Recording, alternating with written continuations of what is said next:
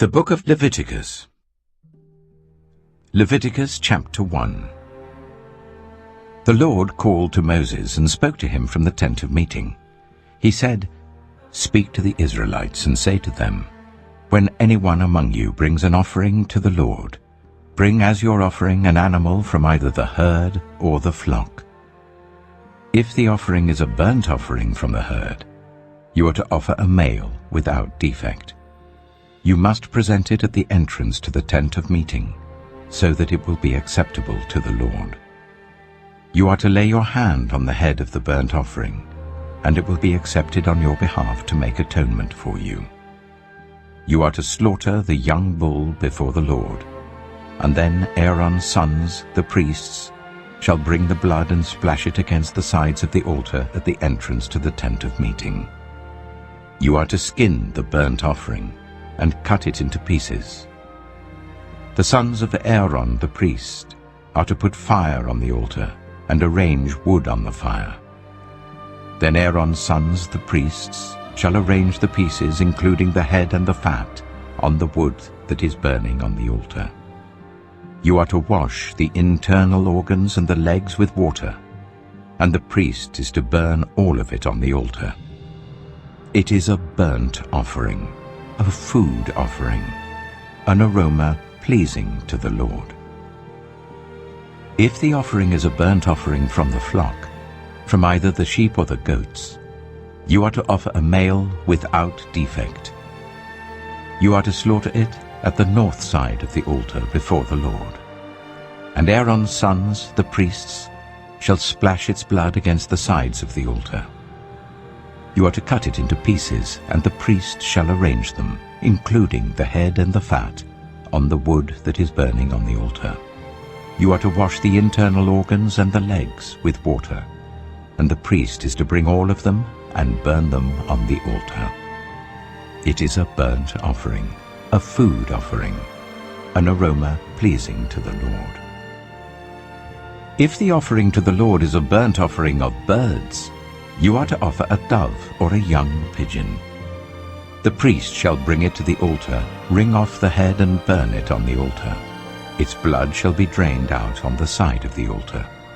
He is to remove the crop and the feathers and throw them down east of the altar where the ashes are. He shall tear it open by the wings, not dividing it completely, and then the priest shall burn it on the wood that is burning on the altar. It is a burnt offering, a food offering, an aroma pleasing to the Lord. Leviticus chapter 2. When anyone brings a grain offering to the Lord, their offering is to be of the finest flour. They are to pour olive oil on it, put incense on it, and take it to Aaron's sons, the priests. The priest shall take a handful of the flour and oil, together with all the incense, and burn this as a memorial portion on the altar, a food offering, an aroma pleasing to the Lord. The rest of the grain offering belongs to Aaron and his sons. It is a most holy part of the food offerings presented to the Lord. If you bring a grain offering baked in an oven, it is to consist of the finest flour, either thick loaves made without yeast and with olive oil mixed in, or thin loaves made without yeast and brushed with olive oil. If your grain offering is prepared on a griddle, it is to be made of the finest flour mixed with oil and without yeast. Crumble it and pour oil on it. It is a grain offering. If your grain offering is cooked in a pan, it is to be made of the finest flour and some olive oil. Bring the grain offering made of these things to the Lord. Present it to the priest, who shall take it to the altar. He shall take out the memorial portion from the grain offering and burn it on the altar as a food offering, an aroma pleasing to the Lord. The rest of the grain offering belongs to Aaron and his sons. It is a most holy part of the food offerings presented to the Lord. Every grain offering you bring to the Lord must be made without yeast. For you are not to burn any yeast or honey in a food offering presented to the Lord. You may bring them to the Lord as an offering of the first fruits, but they are not to be offered on the altar as a pleasing aroma. Season all your grain offerings with salt. Do not leave the salt of the covenant of your God out of your grain offerings. Add salt to all your offerings. If you bring a grain offering of first fruits to the Lord, offer crushed heads of new grain roasted in the fire. Put oil and incense on it. It is a grain offering. The priest shall burn the memorial portion of the crushed grain and the oil, together with all the incense, as a food offering presented to the Lord. Leviticus chapter 3. If your offering is a fellowship offering, and you offer an animal from the herd, whether male or female, you are to present before the Lord an animal without defect. You are to lay your hand on the head of your offering and slaughter it at the entrance to the tent of meeting. Then Aaron's sons, the priests, shall splash the blood against the sides of the altar. From the fellowship offering, you are to bring a food offering to the Lord, the internal organs and all the fat that is connected to them, both kidneys with the fat on them near the loins, and the long lobe of the liver, which you will remove with the kidneys. Then Aaron's sons are to burn it on the altar, on top of the burnt offering that is lying on the burning wood. It is a food offering, an aroma pleasing to the Lord. If you offer an animal from the flock as a fellowship offering to the Lord, you are to offer a male or female without defect. If you offer a lamb, you are to present it before the Lord. Lay your hand on its head and slaughter it in front of the tent of meeting. Then Aaron's sons shall splash its blood against the sides of the altar. From the fellowship offering, you are to bring a food offering to the Lord. Its fat, the entire fat tail cut off close to the backbone, the internal organs and all the fat that is connected to them, both kidneys with the fat on them near the loins, and the long lobe of the liver, which you will remove with the kidneys. The priest shall burn them on the altar as a food offering presented to the Lord. If your offering is a goat, you are to present it before the Lord. Lay your hand on its head and slaughter it in front of the tent of meeting. Then Aaron's sons shall splash its blood against the sides of the altar. From what you offer, you are to present this food offering to the Lord, the internal organs and all the fat that is connected to them, both kidneys with the fat on them near the loins, and the long lobe of the liver, which you will remove with the kidneys. The priest shall burn them on the altar as a food offering, a pleasing aroma. All the fat is the Lord's. This is a lasting ordinance for the generations to come wherever you live. You must not eat any fat or any blood. Leviticus chapter 4. The Lord said to Moses, "Say to the Israelites, when anyone sins unintentionally and does what is forbidden in any of the Lord's commands, if the anointed priest sins, bringing guilt on the people, he must bring to the Lord a young bull without defect as a sin offering for the sin he has committed. He is to present the bull at the entrance to the tent of meeting before the Lord. He is to lay his hand on its head and slaughter it there before the Lord. Then the anointed priest shall take some of the bull's blood and carry it to the tent of meeting.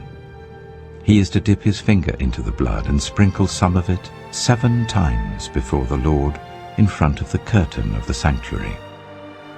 The priest shall then put some of the blood on the horns of the altar of fragrant incense that is before the Lord in the tent of meeting.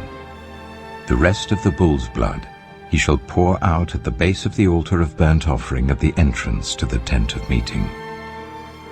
He shall remove all the fat from the bull of the sin offering. all the fat that is connected to the internal organs, both kidneys with the fat on them near the loins, and the long lobe of the liver which he will remove with the kidneys, just as the fat is removed from the ox sacrificed as a fellowship offering. Then the priest shall burn them on the altar of burnt offering. But the hide of the bull, and all its flesh, as well as the head and legs, the internal organs, and the intestines, that is all the rest of the bull, he must take outside the camp to a place ceremonially clean, where the ashes are thrown, and burn it there in a wood fire on the ash heap. If the whole Israelite community sins unintentionally, and does what is forbidden in any of the Lord's commands, even though the community is unaware of the matter, when they realize their guilt and the sin they committed becomes known, the assembly must bring a young bull as a sin offering and present it before the tent of meeting. The elders of the community are to lay their hands on the bull's head before the Lord, and the bull shall be slaughtered before the Lord. Then the anointed priest is to take some of the bull's blood into the tent of meeting. He shall dip his finger into the blood and sprinkle it before the Lord 7 times in front of the curtain. He is to put some of the blood on the horns of the altar that is before the Lord in the tent of meeting. The rest of the blood he shall pour out at the base of the altar of burnt offering at the entrance to the tent of meeting. He shall remove all the fat from it and burn it on the altar, and do with this bull just as he did with the bull for the sin offering. In this way the priest will make atonement for the community, and they will be forgiven. Then he shall take the bull outside the camp and burn it as he burned the first bull. This is the sin offering for the community. When a leader sins unintentionally and does what is forbidden in any of the commands of the Lord his God, when he realizes his guilt and the sin he has committed becomes known, he must bring as his offering a male goat without defect. He is to lay his hand on the goat's head and slaughter it at the place where the burnt offering is slaughtered before the Lord. It is a sin offering. Then the priest shall take some of the blood of the sin offering with his finger, and put it on the horns of the altar of burnt offering, and pour out the rest of the blood at the base of the altar. He shall burn all the fat on the altar as he burned the fat of the fellowship offering. In this way the priest will make atonement for the leader's sin, and he will be forgiven. If any member of the community sins unintentionally, and does what is forbidden in any of the Lord's commands, when they realize their guilt and the sin they have committed becomes known, they must bring as their offering for the sin they committed a female goat without defect. They are to lay their hand on the head of the sin offering and slaughter it at the place of the burnt offering. Then the priest is to take some of the blood with his finger and put it on the horns of the altar of burnt offering and pour out the rest of the blood at the base of the altar. They shall remove all the fat, just as the fat is removed from the fellowship offering, and the priest shall burn it on the altar as an aroma pleasing to the Lord. In this way the priest will make atonement for them, and they will be forgiven. If someone brings a lamb as their sin offering, they are to bring a female without defect. They are to lay their hand on its head and slaughter it for a sin offering at the place where the burnt offering is slaughtered. Then the priest shall take some of the blood of the sin offering with his finger and put it on the horns of the altar of burnt offering and pour out the rest of the blood at the base of the altar. They shall remove all the fat, just as the fat is removed from the lamb of the fellowship offering, and the priest shall burn it on the altar, on top of the food offerings presented to the Lord. In this way the priest will make atonement for them for the sin they have committed, and they will be forgiven. Leviticus chapter 5. If anyone sins because they do not speak up, when they hear a public charge, to testify regarding something they have seen or learned about, they will be held responsible. If anyone becomes aware that they are guilty, if they unwittingly touch anything ceremonially unclean, whether the carcass of an unclean animal, wild or domestic, or of any unclean creature that moves along the ground, and they are unaware that they have become unclean, but then they come to realize their guilt, or if they touch human uncleanness, anything that would make them unclean, even though they are unaware of it, but then they learn of it and realize their guilt. Or if anyone, thoughtlessly, takes an oath to do anything, whether good or evil, in any matter one might carelessly swear about, even though they are unaware of it, but then they learn of it and realize their guilt. When anyone becomes aware that they are guilty in any of these matters, they must confess in what way they have sinned. As a penalty for the sin they have committed, they must bring to the Lord a female lamb or goat from the flock as a sin offering, and the priest shall make atonement for them for their sin. Anyone who cannot afford a lamb is to bring 2 doves or 2 young pigeons to the Lord as a penalty for their sin, one for a sin offering and the other for a burnt offering.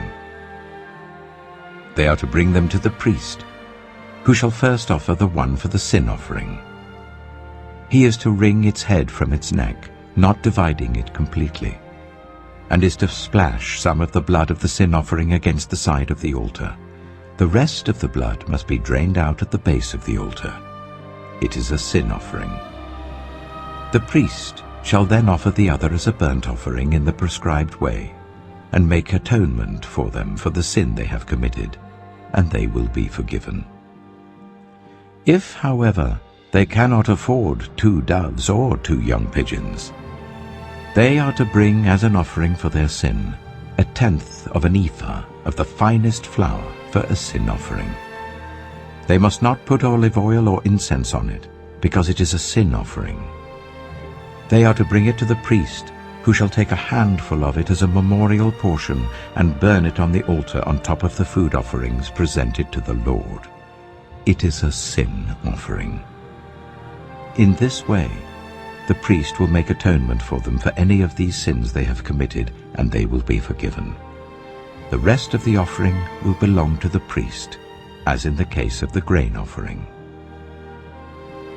The Lord said to Moses, "When anyone is unfaithful to the Lord by sinning unintentionally in regard to any of the Lord's holy things, they are to bring to the Lord as a penalty a ram from the flock, one without defect and of the proper value in silver according to the sanctuary shekel. It is a guilt offering.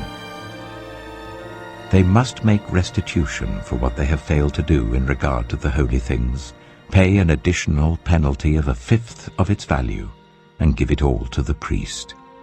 The priest will make atonement for them with the ram as a guilt offering, and they will be forgiven.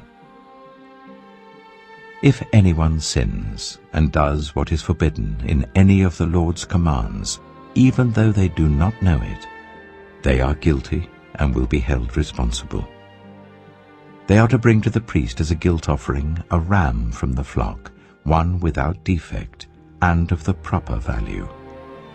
In this way the priest will make atonement for them for the wrong they have committed unintentionally, and they will be forgiven. It is a guilt offering. They have been guilty of wrongdoing against the Lord. Leviticus chapter 6.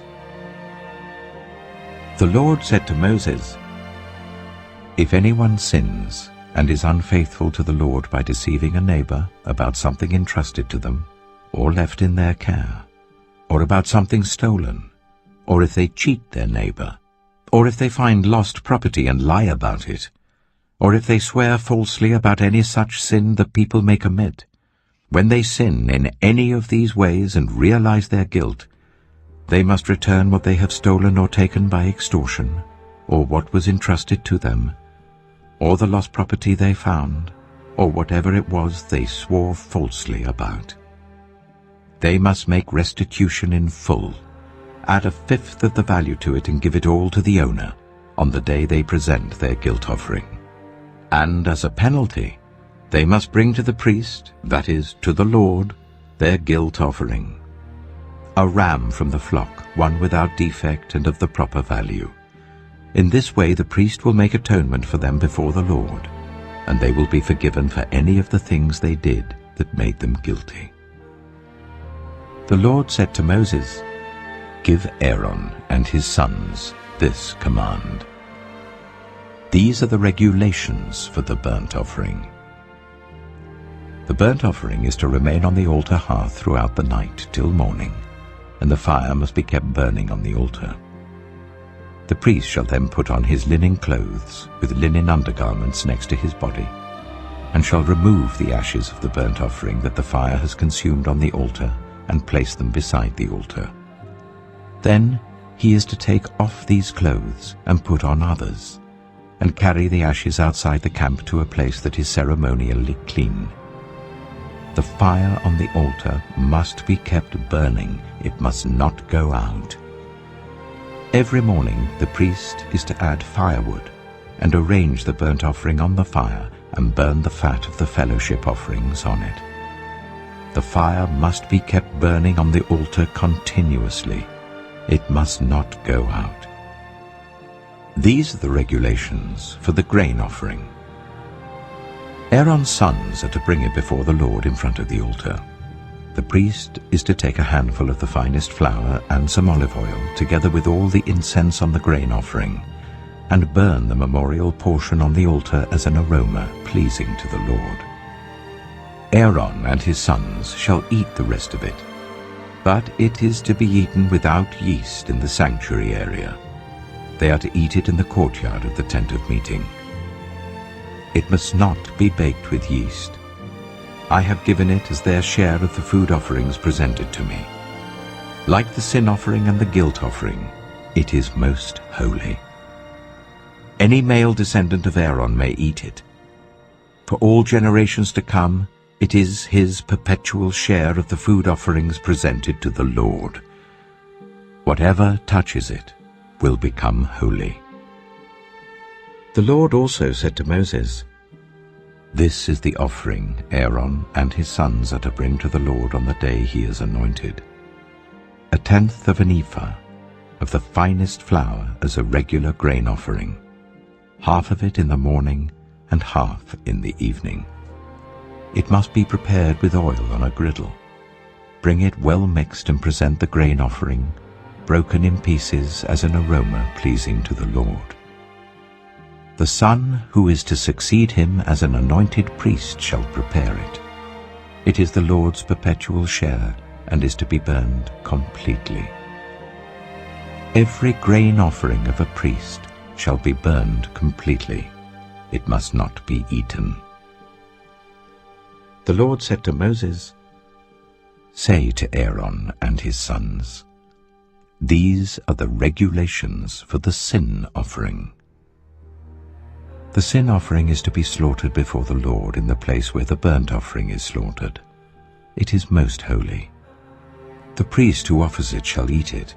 It is to be eaten in the sanctuary area, in the courtyard of the tent of meeting. Whatever touches any of the flesh will become holy, and if any of the blood is spattered on a garment, you must wash it in the sanctuary area. The clay pot that the meat is cooked in must be broken, but if it is cooked in a bronze pot, the pot is to be scoured and rinsed with water. Any male in a priest's family may eat it. It is most holy. But any sin offering whose blood is brought into the tent of meeting to make atonement in the holy place must not be eaten. It must be burned." Leviticus chapter 7. These are the regulations for the guilt offering, which is most holy. The guilt offering is to be slaughtered in the place where the burnt offering is slaughtered, and its blood is to be splashed against the sides of the altar. All its fat shall be offered, the fat tail and the fat that covers the internal organs, both kidneys with the fat on them near the loins, and the long lobe of the liver, which is to be removed with the kidneys. The priest shall burn them on the altar as a food offering presented to the Lord. It is a guilt offering. Any male in a priest's family may eat it, but it must be eaten in the sanctuary area. It is most holy. The same law applies to both the sin offering and the guilt offering. They belong to the priest, who makes atonement with them. The priest who offers a burnt offering for anyone may keep its hide for himself. Every grain offering baked in an oven or cooked in a pan or on a griddle belongs to the priest who offers it, and every grain offering, whether mixed with olive oil or dry, belongs equally to all the sons of Aaron. These are the regulations for the fellowship offering anyone may present to the Lord. If they offer it as an expression of thankfulness, then along with this thank offering, they are to offer thick loaves made without yeast and with olive oil mixed in, thin loaves made without yeast and brushed with oil, and thick loaves of the finest flour, well kneaded and with oil mixed in. Along with their fellowship offering of thanksgiving, they are to present an offering with thick loaves of bread made with yeast. They are to bring one of each kind as an offering, a contribution to the Lord. It belongs to the priest, who splashes the blood of the fellowship offering against the altar. The meat of their fellowship offering of thanksgiving must be eaten on the day it is offered. They must leave none of it till morning. If, however, their offering is the result of a vow, or is a free will offering, the sacrifice shall be eaten on the day they offer it, but anything left over may be eaten on the next day. Any meat of the sacrifice left over till the third day must be burned. If any meat of the fellowship offering is eaten on the third day, the one who offered it will not be accepted. It will not be reckoned to their credit, for it has become impure. The person who eats any of it will be held responsible. Meat that touches anything ceremonially unclean must not be eaten. It must be burned.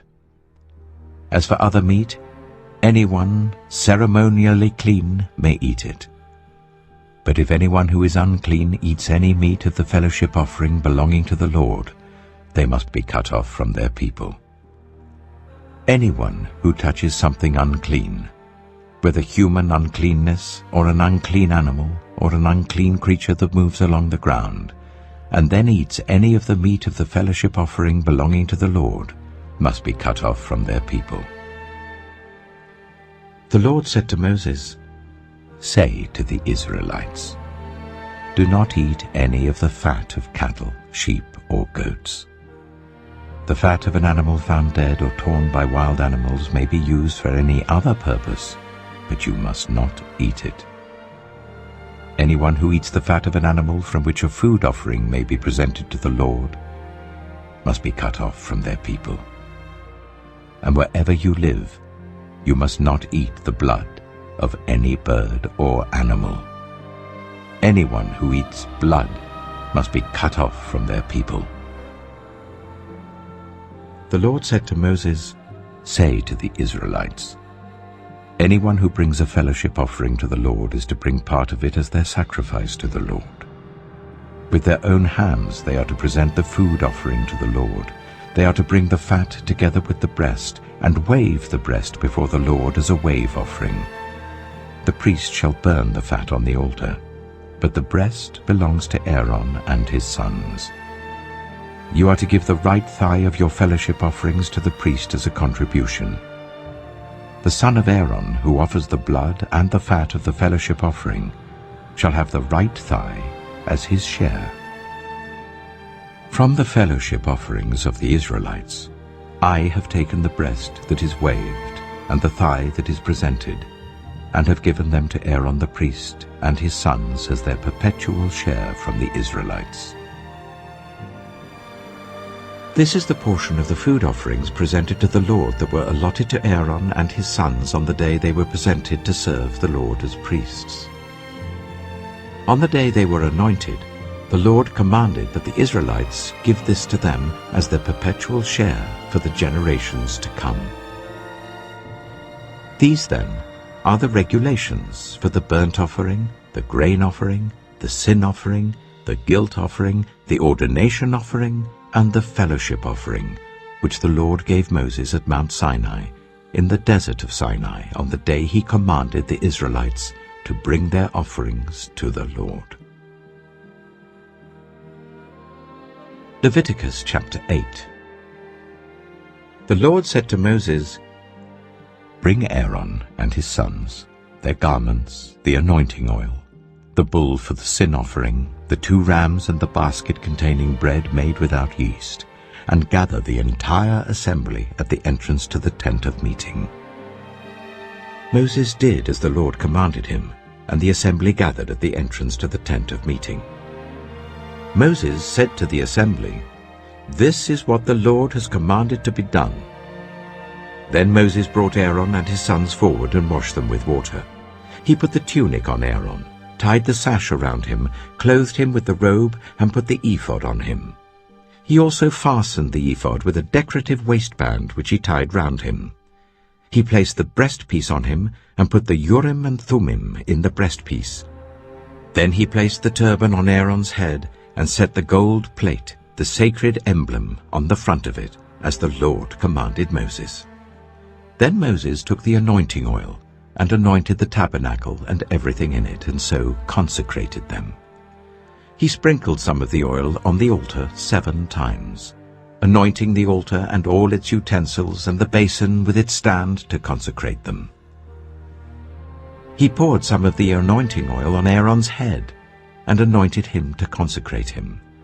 Then he brought Aaron's sons forward, put tunics on them, tied sashes round them, and fastened caps on them, as the Lord commanded Moses. He then presented the bull for the sin offering, and Aaron and his sons laid their hands on its head. Moses slaughtered the bull and took some of the blood, and with his finger he put it on all the horns of the altar to purify the altar. He poured out the rest of the blood at the base of the altar. So he consecrated it to make atonement for it. Moses also took all the fat around the internal organs, the long lobe of the liver and both kidneys and their fat, and burnt it on the altar. But the bull with its hide and its flesh and its intestines he burned outside the camp, as the Lord commanded Moses. He then presented the ram for the burnt offering, and Aaron and his sons laid their hands on its head. Then Moses slaughtered the ram and splashed the blood against the sides of the altar. He cut the ram into pieces and burned the head, the pieces and the fat. He washed the internal organs and the legs with water and burned the whole ram on the altar. It was a burnt offering, a pleasing aroma, a food offering presented to the Lord, as the Lord commanded Moses. He then presented the other ram, the ram for the ordination. And Aaron and his sons laid their hands on its head. Moses slaughtered the ram and took some of its blood and put it on the lobe of Aaron's right ear, on the thumb of his right hand, and on the big toe of his right foot. Moses also brought Aaron's sons forward and put some of the blood on the lobes of their right ears, on the thumbs of their right hands, and on the big toes of their right feet. Then he splashed blood against the sides of the altar. After that he took the fat tail, all the fat around the internal organs, the long lobe of the liver, both kidneys and their fat, and the right thigh. And from the basket of bread made without yeast, which was before the Lord, he took 1 thick loaf, 1 thick loaf with olive oil mixed in, and 1 thin loaf, and he put these on the fat portions and on the right thigh. He put all these in the hands of Aaron and his sons, and they waved them before the Lord as a wave offering.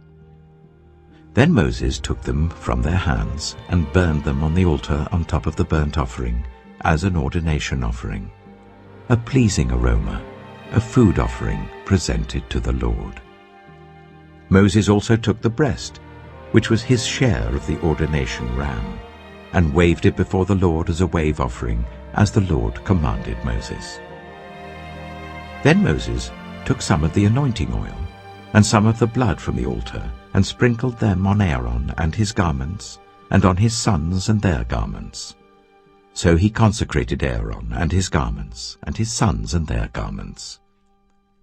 Moses then said to Aaron and his sons, "Cook the meat at the entrance to the tent of meeting, and eat it there with the bread from the basket of ordination offerings, as I was commanded. Aaron and his sons are to eat it. Then burn the rest of the meat and the bread. Do not leave the entrance to the tent of meeting for 7 days, until the days of your ordination are completed, for your ordination will last 7 days. What has been done today was commanded by the Lord to make atonement for you. You must stay at the entrance to the tent of meeting, day and night, for 7 days, and do what the Lord requires, so that you will not die. For that is what I have been commanded." So Aaron and his sons did everything the Lord commanded through Moses. Leviticus chapter 9. On the 8th day, Moses summoned Aaron and his sons and the elders of Israel.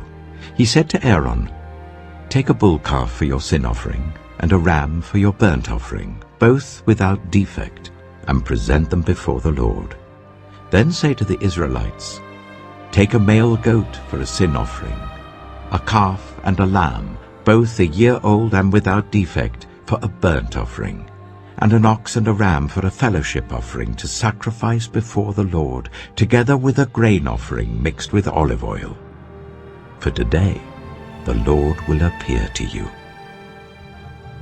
They took the things Moses commanded to the front of the tent of meeting, and the entire assembly came near and stood before the Lord.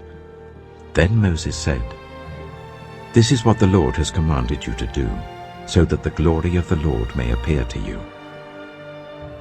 Moses said to Aaron, "Come to the altar and sacrifice your sin offering and your burnt offering, and make atonement for yourself and the people. Sacrifice the offering that is for the people, and make atonement for them, as the Lord has commanded." So Aaron came to the altar and slaughtered the calf as a sin offering for himself. His sons brought the blood to him, and he dipped his finger into the blood and put it on the horns of the altar. The rest of the blood he poured out at the base of the altar. On the altar he burned the fat, the kidneys, and the long lobe of the liver from the sin offering, as the Lord commanded Moses. The flesh and the hide he burned outside the camp. Then he slaughtered the burnt offering. His sons handed him the blood, and he splashed it against the sides of the altar. They handed him the burnt offering, piece by piece, including the head, and he burned them on the altar. He washed the internal organs and the legs and burned them on top of the burnt offering on the altar. Aaron then brought the offering that was for the people. He took the goat for the people's sin offering, and slaughtered it and offered it for a sin offering, as he did with the first one. He brought the burnt offering and offered it in the prescribed way. He also brought the grain offering, took a handful of it and burned it on the altar in addition to the morning's burnt offering. He slaughtered the ox and the ram as the fellowship offering for the people. His sons handed him the blood, and he splashed it against the sides of the altar. But the fat portions of the ox and the ram, the fat tail, the layer of fat, the kidneys, and the long lobe of the liver, these they laid on the breasts. And then Aaron burned the fat on the altar. Aaron waved the breasts and the right thigh before the Lord as a wave offering, as Moses commanded. Then Aaron lifted his hands towards the people and blessed them. And having sacrificed the sin offering, the burnt offering, and the fellowship offering, he stepped down. Moses and Aaron then went into the tent of meeting. When they came out, they blessed the people, and the glory of the Lord appeared to all the people. Fire came out from the presence of the Lord, and consumed the burnt offering and the fat portions on the altar. And when all the people saw it, they shouted for joy, and fell face down. Leviticus chapter 10. Aaron's sons, Nadab and Abihu, took their censers, put fire in them, and added incense. And they offered unauthorized fire before the Lord, contrary to his command. So fire came out from the presence of the Lord and consumed them, and they died before the Lord. Moses then said to Aaron, "This is what the Lord spoke of when he said, 'Among those who approach me I will be proved holy. In the sight of all the people I will be honored.'" Aaron remained silent. Moses summoned Mishael and Elzaphan, the sons of Aaron's uncle Uzziel, and said to them, "Come here, carry your cousins outside the camp, away from the front of the sanctuary." So they came and carried them, still in their tunics, outside the camp as Moses ordered. Then Moses said to Aaron and his sons Eleazar and Ithamar, "Do not let your hair become unkempt, and do not tear your clothes, or you will die, and the Lord will be angry with the whole community. But your relatives, all the Israelites, may mourn for those the Lord has destroyed by fire. Do not leave the entrance to the tent of meeting, or you will die, because the Lord's anointing oil is on you." So they did as Moses said. Then the Lord said to Aaron, "You and your sons are not to drink wine or other fermented drink whenever you go into the tent of meeting, or you will die. This is a lasting ordinance for the generations to come, so that you can distinguish between the holy and the common, between the unclean and the clean, and so you can teach the Israelites all the decrees the Lord has given them through Moses." Moses said to Aaron and his remaining sons, Eleazar and Ithamar, "Take the grain offering left over from the food offerings prepared without yeast, and present it to the Lord, and eat it beside the altar, for it is most holy. Eat it in the sanctuary area, because it is your share and your son's share of the food offerings presented to the Lord, for so I have been commanded. But you and your sons and your daughters may eat the breast that was waved and the thigh that was presented. Eat them in a ceremonially clean place. They have been given to you and your children as your share of the Israelites' fellowship offerings. The thigh that was presented and the breast that was waved must be brought with the fat portions of the food offerings, to be waved before the Lord as a wave offering. This will be the perpetual share for you and your children, as the Lord commanded." When Moses inquired about the goat of the sin offering, and found that it had been burned, he was angry with Eleazar and Ithamar, Aaron's remaining sons, and asked, "Why didn't you eat the sin offering in the sanctuary area? It is most holy. It was given to you to take away the guilt of the community by making atonement for them before the Lord. Since its blood was not taken into the holy place, you should have eaten the goat in the sanctuary area, as I commanded." Aaron replied to Moses, "Today they sacrificed their sin offering and their burnt offering before the Lord.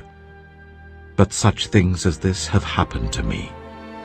Would the Lord have been pleased if I had eaten the sin offering today?" When Moses heard this, he was satisfied. Leviticus chapter 11. The Lord said to Moses and Aaron, "Say to the Israelites, of all the animals that live on land, these are the ones you may eat. You may eat any animal that has a divided hoof and that chews the cud. There are some that only chew the cud or only have a divided hoof, but you must not eat them. The camel, though it chews the cud, does not have a divided hoof. It is ceremonially unclean for you. The hyrax, though it chews the cud, does not have a divided hoof. It is unclean for you. The rabbit, though it chews the cud, does not have a divided hoof. it is unclean for you. And the pig, though it has a divided hoof, does not chew the cud. It is unclean for you. You must not eat their meat or touch their carcasses. They are unclean for you. Of all the creatures living in the water of the seas and the streams, you may eat any that have fins and scales. But all creatures in the seas or streams that do not have fins and scales, whether among all the swarming things or among all the other living creatures in the water, you are to regard as unclean. And since you are to regard them as unclean, you must not eat their meat. You must regard their carcasses as unclean. Anything living in the water that does not have fins and scales is to be regarded as unclean by you. These are the birds you are to regard as unclean, and not eat, because they are unclean: the eagle, the vulture, the black vulture, the red kite, any kind of black kite, any kind of raven, the horned owl, the screech owl, the gull, any kind of hawk, the little owl, the cormorant, the great owl, the white owl, the desert owl, the osprey, the stork, any kind of heron, the hoopoe, and the bat. All flying insects that walk on all fours are to be regarded as unclean by you. There are, however, some flying insects that walk on all fours that you may eat, those that have jointed legs for hopping on the ground. Of these, you may eat any kind of locust, cricket, cicada, or grasshopper. But all other flying insects that have 4 legs, you are to regard as unclean. You will make yourselves unclean by these. Whoever touches their carcass will be unclean till evening. Whoever picks up one of their carcasses must wash their clothes, and they will be unclean till evening. Every animal that does not have a divided hoof, or that does not chew the cud, is unclean for you. Whoever touches the carcass of any of them will be unclean. Of all the animals that walk on all fours, those that walk on their paws are unclean for you. Whoever touches their carcasses will be unclean till evening. Anyone who picks up their carcasses must wash their clothes, and they will be unclean till evening. These animals are unclean for you. Of the animals that move along the ground, these are unclean for you: the weasel, the rat, any kind of great lizard, the gecko, the monitor lizard, the wall lizard, the skink, and the chameleon. Of all those that move along the ground, these are unclean for you. Whoever touches them when they are dead will be unclean till evening. When one of them dies and falls on something, that article, whatever its use, will be unclean, whether it is made of wood, cloth, hide, or sackcloth. Put it in water. It will be unclean till evening, and then it will be clean. If one of them falls into a clay pot, everything in it will be unclean, and you must break the pot. Any food you are allowed to eat that has come into contact with water from any such pot is unclean, and any liquid that is drunk from such a pot is unclean. Anything that one of their carcasses falls on becomes unclean. An oven or cooking pot must be broken up. They are unclean, and you are to regard them as unclean. A spring, however, or a cistern for collecting water remains clean. But anyone who touches one of these carcasses is unclean. If a carcass falls on any seeds that are to be planted, they remain clean. But if water has been put on the seed and a carcass falls on it, it is unclean for you. If an animal that you are allowed to eat dies, anyone who touches its carcass will be unclean till evening. Anyone who eats some of its carcass must wash their clothes, and they will be unclean till evening. Anyone who picks up the carcass must wash their clothes, and they will be unclean till evening. Every creature that moves along the ground is to be regarded as unclean. It is not to be eaten. You are not to eat any creature that moves along the ground, whether it moves on its belly or walks on all fours or on many feet. It is unclean. Do not defile yourselves by any of these creatures. Do not make yourselves unclean by means of them or be made unclean by them. I am the Lord your God. Consecrate yourselves and be holy, because I am holy. Do not make yourselves unclean by any creature that moves along the ground. I am the Lord, who brought you up out of Egypt to be your God. Therefore be holy, because I am holy. These are the regulations concerning animals, birds, every living thing that moves about in the water, and every creature that moves along the ground. You must distinguish between the unclean and the clean, between living creatures that may be eaten and those that may not be eaten. Leviticus chapter 12. The Lord said to Moses, "Say to the Israelites, a woman who becomes pregnant and gives birth to a son will be ceremonially unclean for 7 days, just as she is unclean during her monthly period. On the 8th day, the boy is to be circumcised. Then the woman must wait 33 days to be purified from her bleeding.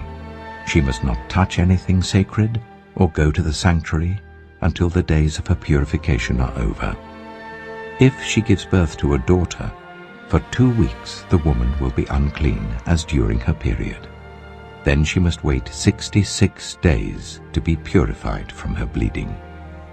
When the days of her purification for a son or daughter are over, she is to bring to the priest at the entrance to the tent of meeting a year-old lamb for a burnt offering, and a young pigeon or a dove for a sin offering. He shall offer them before the Lord to make atonement for her, and then she will be ceremonially clean from her flow of blood. These are the regulations for the woman who gives birth to a boy or a girl. But if she cannot afford a lamb, she is to bring 2 doves or 2 young pigeons, one for a burnt offering and the other for a sin offering. In this way, the priest will make atonement for her, and she will be clean." Leviticus chapter 13. The Lord said to Moses and Aaron, "When anyone has a swelling or a rash or a shiny spot on their skin that may be a defiling skin disease, they must be brought to Aaron the priest or to one of his sons who is a priest. The priest is to examine the sore on the skin, and if the hair in the sore has turned white, and the sore appears to be more than skin deep, it is a defiling skin disease. When the priest examines that person, he shall pronounce them ceremonially unclean. If the shiny spot on the skin is white but does not appear to be more than skin deep, and the hair in it has not turned white, the priest is to isolate the affected person for 7 days. On the 7th day, the priest is to examine them. And if he sees that the sore is unchanged and has not spread in the skin, he is to isolate them for another 7 days. On the 7th day, the priest is to examine them again. And if the sore has faded and has not spread in the skin, the priest shall pronounce them clean. It is only a rash. They must wash their clothes, and they will be clean. But if the rash does spread in their skin after they have shown themselves to the priest to be pronounced clean, they must appear before the priest again. The priest is to examine that person, and if the rash has spread in the skin, he shall pronounce them unclean. It is a defiling skin disease. When anyone has a defiling skin disease, they must be brought to the priest. The priest is to examine them, and if there is a white swelling in the skin that has turned the hair white, and if there is raw flesh in the swelling, it is a chronic skin disease, and the priest shall pronounce them unclean. He is not to isolate them, because they are already unclean.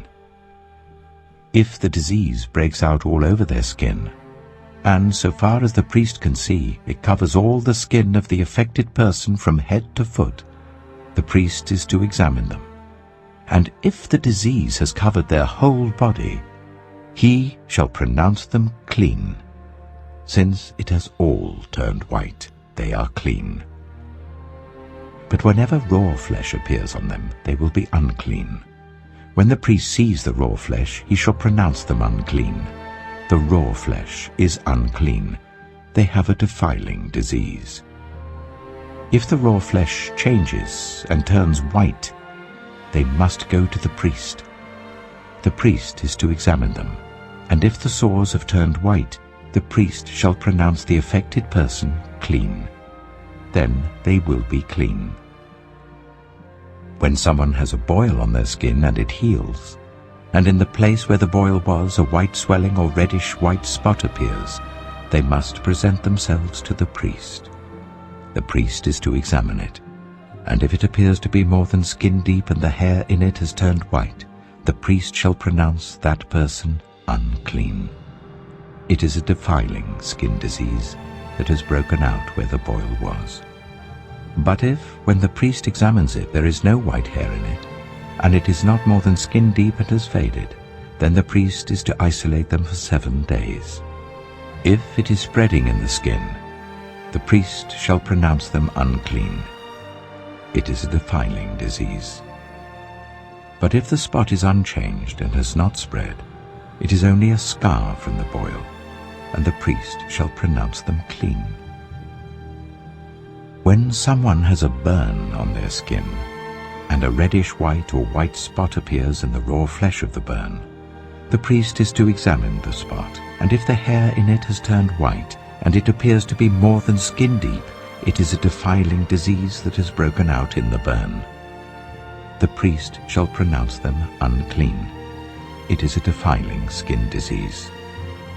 But if the priest examines it, and there is no white hair in the spot, and if it is not more than skin deep and has faded, then the priest is to isolate them for 7 days.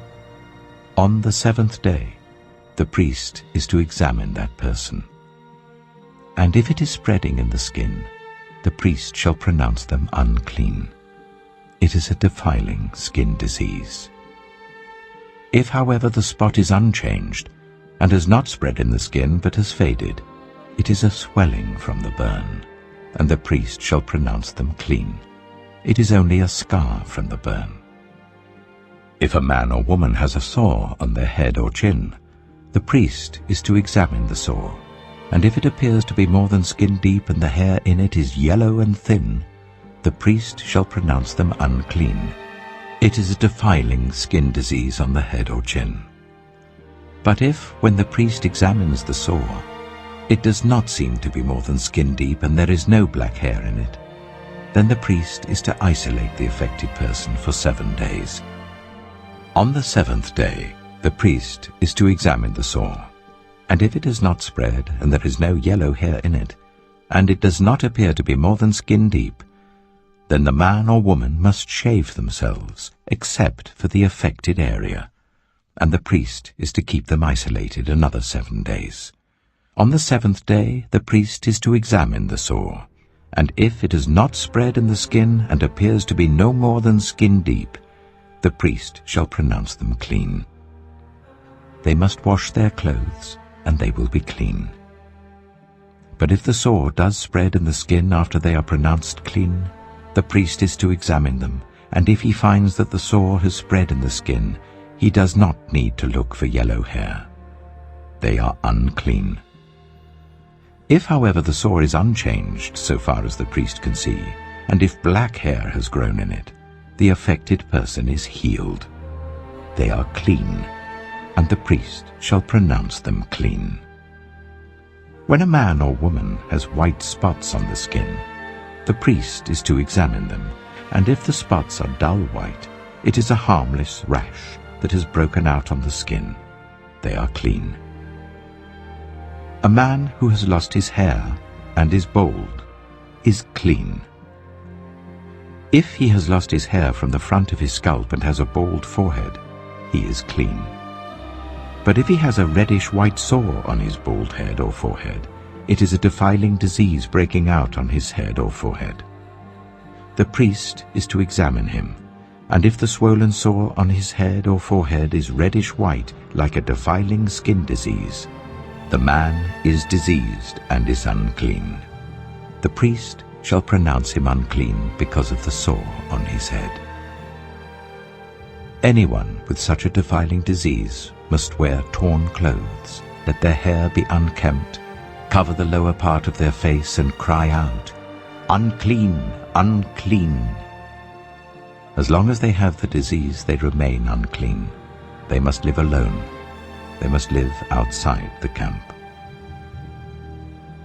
As for any fabric that is spoiled with a defiling mold, any woolen or linen clothing, any woven or knitted material of linen or wool, any leather or anything made of leather, if the affected area in the fabric, the leather, the woven or knitted material, or any leather article is greenish or reddish, it is a defiling mold and must be shown to the priest.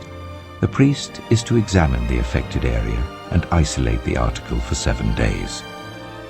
On the 7th day he is to examine it, and if the mold has spread in the fabric, the woven or knitted material, or the leather, whatever its use, it is a persistent, defiling mold.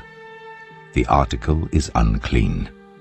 He must burn the fabric, the woven or knitted material of wool or linen, or any leather article that has been spoiled, because the defiling mold is persistent. The article must be burned. But if, when the priest examines it, the mold has not spread in the fabric, the woven or knitted material, or the leather article, he shall order that the spoiled article be washed.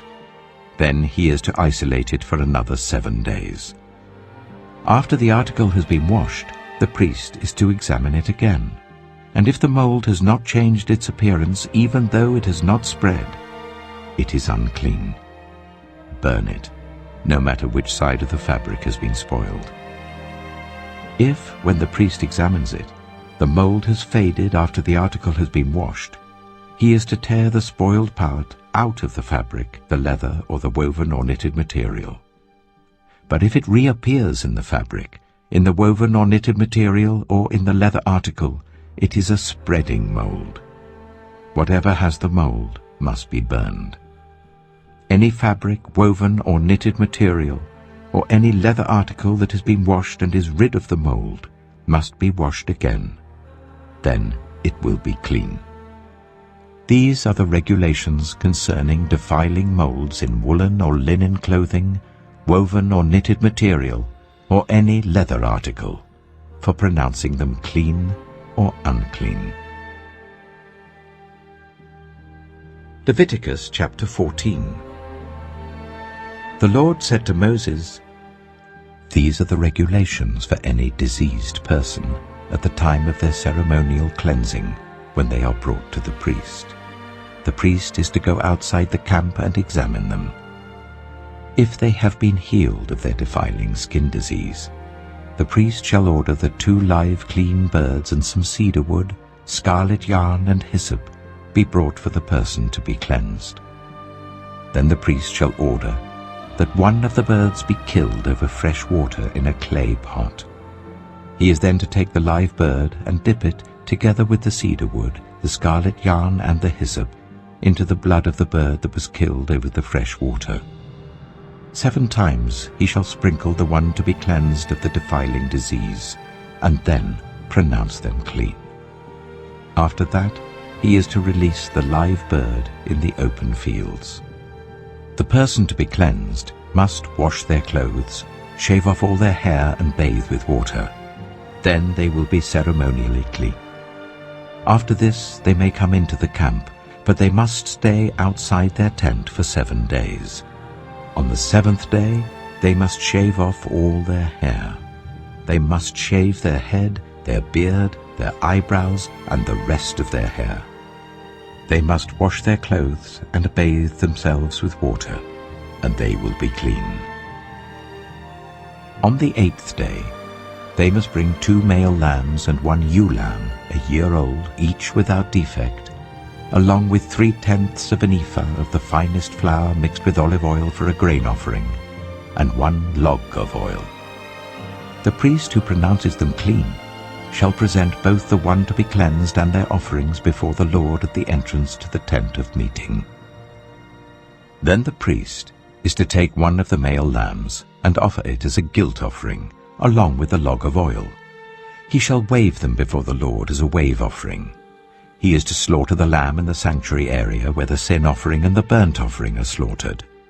Like the sin offering, the guilt offering belongs to the priest. It is most holy.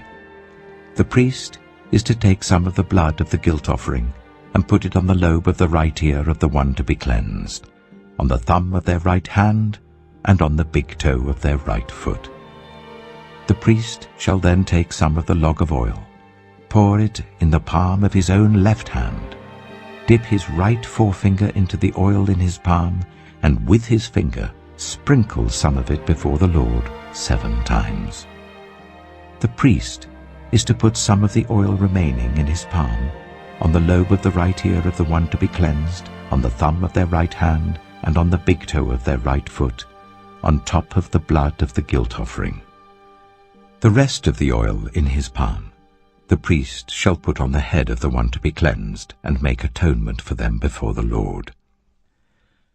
Then the priest is to sacrifice the sin offering and make atonement for the one to be cleansed from their uncleanness. After that, the priest shall slaughter the burnt offering and offer it on the altar, together with the grain offering, and make atonement for them, and they will be clean.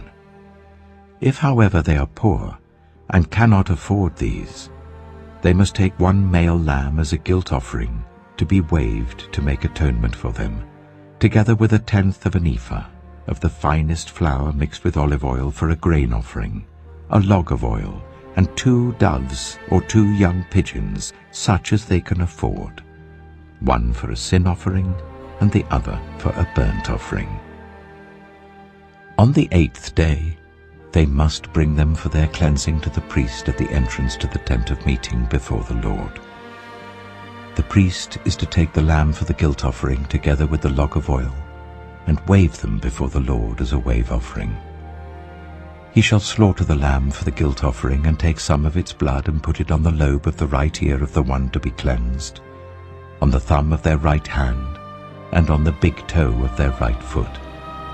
The priest is to pour some of the oil into the palm of his own left hand, and with his right forefinger sprinkle some of the oil from his palm 7 times before the Lord. Some of the oil in his palm he is to put on the same places he put the blood of the guilt offering, on the lobe of the right ear of the one to be cleansed, on the thumb of their right hand, and on the big toe of their right foot. The rest of the oil in his palm the priest shall put on the head of the one to be cleansed to make atonement for them before the Lord.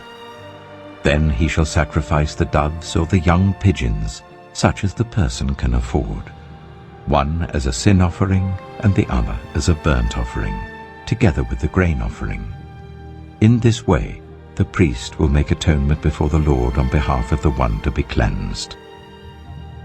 These are the regulations for anyone who has a defiling skin disease and who cannot afford the usual offerings for their cleansing.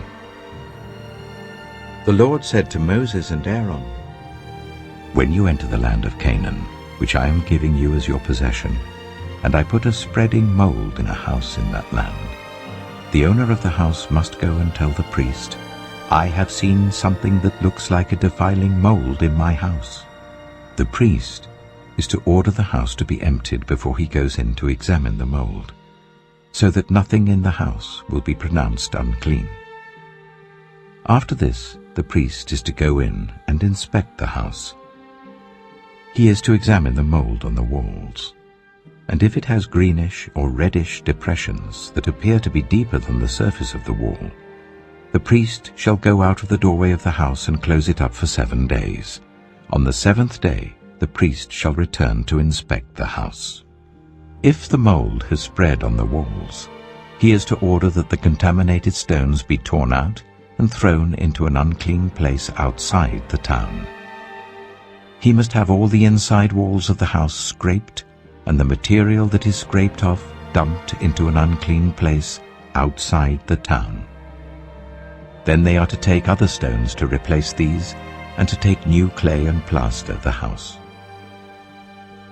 If the defiling mold reappears in the house after the stones have been torn out and the house scraped and plastered, the priest is to go and examine it. And if the mold has spread in the house, it is a persistent defiling mold. The house is unclean. It must be torn down, its stones, timbers, and all the plaster, and taken out of the town to an unclean place. Anyone who goes into the house while it is closed up will be unclean till evening. Anyone who sleeps or eats in the house must wash their clothes. But if the priest comes to examine it and the mold has not spread after the house has been plastered, he shall pronounce the house clean because the defiling mold is gone. To purify the house, he is to take 2 birds and some cedar wood, scarlet yarn, and hyssop. He shall kill one of the birds over fresh water in a clay pot. Then he is to take the cedar wood, the hyssop, the scarlet yarn, and the live bird, dip them into the blood of the dead bird and the fresh water, and sprinkle the house 7 times. He shall purify the house with the bird's blood, the fresh water, the live bird, the cedar wood, the hyssop, and the scarlet yarn. Then he is to release the live bird in the open fields outside the town. In this way he will make atonement for the house, and it will be clean.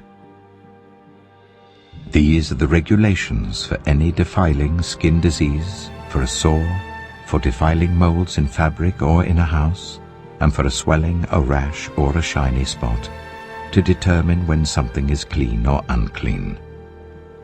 These are the regulations for defiling skin diseases and defiling molds. Leviticus chapter 15. The Lord said to Moses and Aaron, "Speak to the Israelites and say to them, when any man has an unusual bodily discharge, such a discharge is unclean. Whether it continues flowing from his body or is blocked, it will make him unclean. This is how his discharge will bring about uncleanness. Any bed the man with a discharge lies on will be unclean, and anything he sits on will be unclean. Anyone who touches his bed must wash their clothes and bathe with water, and they will be unclean till evening. Whoever sits on anything that the man with the discharge sat on must wash their clothes and bathe with water, and they will be unclean till evening. Whoever touches the man who has a discharge must wash their clothes and bathe with water, and they will be unclean till evening. If the man with the discharge spits on anyone who is clean, they must wash their clothes and bathe with water, and they will be unclean till evening. Everything the man sits on when riding will be unclean, and whoever touches any of the things that were under him will be unclean till evening. Whoever picks up those things must wash their clothes and bathe with water, and they will be unclean till evening. Anyone the man with a discharge touches without rinsing his hands with water must wash their clothes and bathe with water, and they will be unclean till evening. A clay pot that the man touches must be broken, and any wooden article is to be rinsed with water.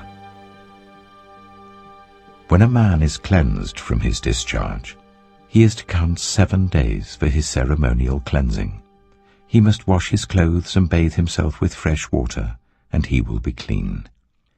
On the 8th day he must take 2 doves or 2 young pigeons, and come before the Lord to the entrance to the tent of meeting and give them to the priest. The priest is to sacrifice them, the one for a sin offering and the other for a burnt offering. In this way he will make atonement before the Lord for the man because of his discharge. When a man has an emission of semen, he must bathe his whole body with water, and he will be unclean till evening. Any clothing or leather that has semen on it must be washed with water, and it will be unclean till evening. When a man has sexual relations with a woman, and there is an emission of semen, both of them must bathe with water, and they will be unclean till evening. When a woman has her regular flow of blood, the impurity of her monthly period will last 7 days, and anyone who touches her will be unclean till evening. Anything she lies on during her period will be unclean, and anything she sits on will be unclean. Anyone who touches her bed will be unclean. They must wash their clothes and bathe with water, and they will be unclean till evening. Anyone who touches anything she sits on will be unclean. They must wash their clothes and bathe with water, and they will be unclean till evening. Whether it is the bed or anything she was sitting on, when anyone touches it, they will be unclean till evening. If a man has sexual relations with her, and her monthly flow touches him, he will be unclean for 7 days. Any bed he lies on will be unclean. When a woman has a discharge of blood for many days at a time other than her monthly period, or has a discharge that continues beyond her period, she will be unclean as long as she has the discharge, just as in the days of her period. Any bed she lies on while her discharge continues will be unclean, as is her bed during her monthly period, and anything she sits on will be unclean, as during her period. Anyone who touches them will be unclean. They must wash their clothes and bathe with water, and they will be unclean till evening. When she is cleansed from her discharge, she must count 7 days, and after that she will be ceremonially clean. On the 8th day, she must take 2 doves or 2 young pigeons and bring them to the priest at the entrance to the tent of meeting.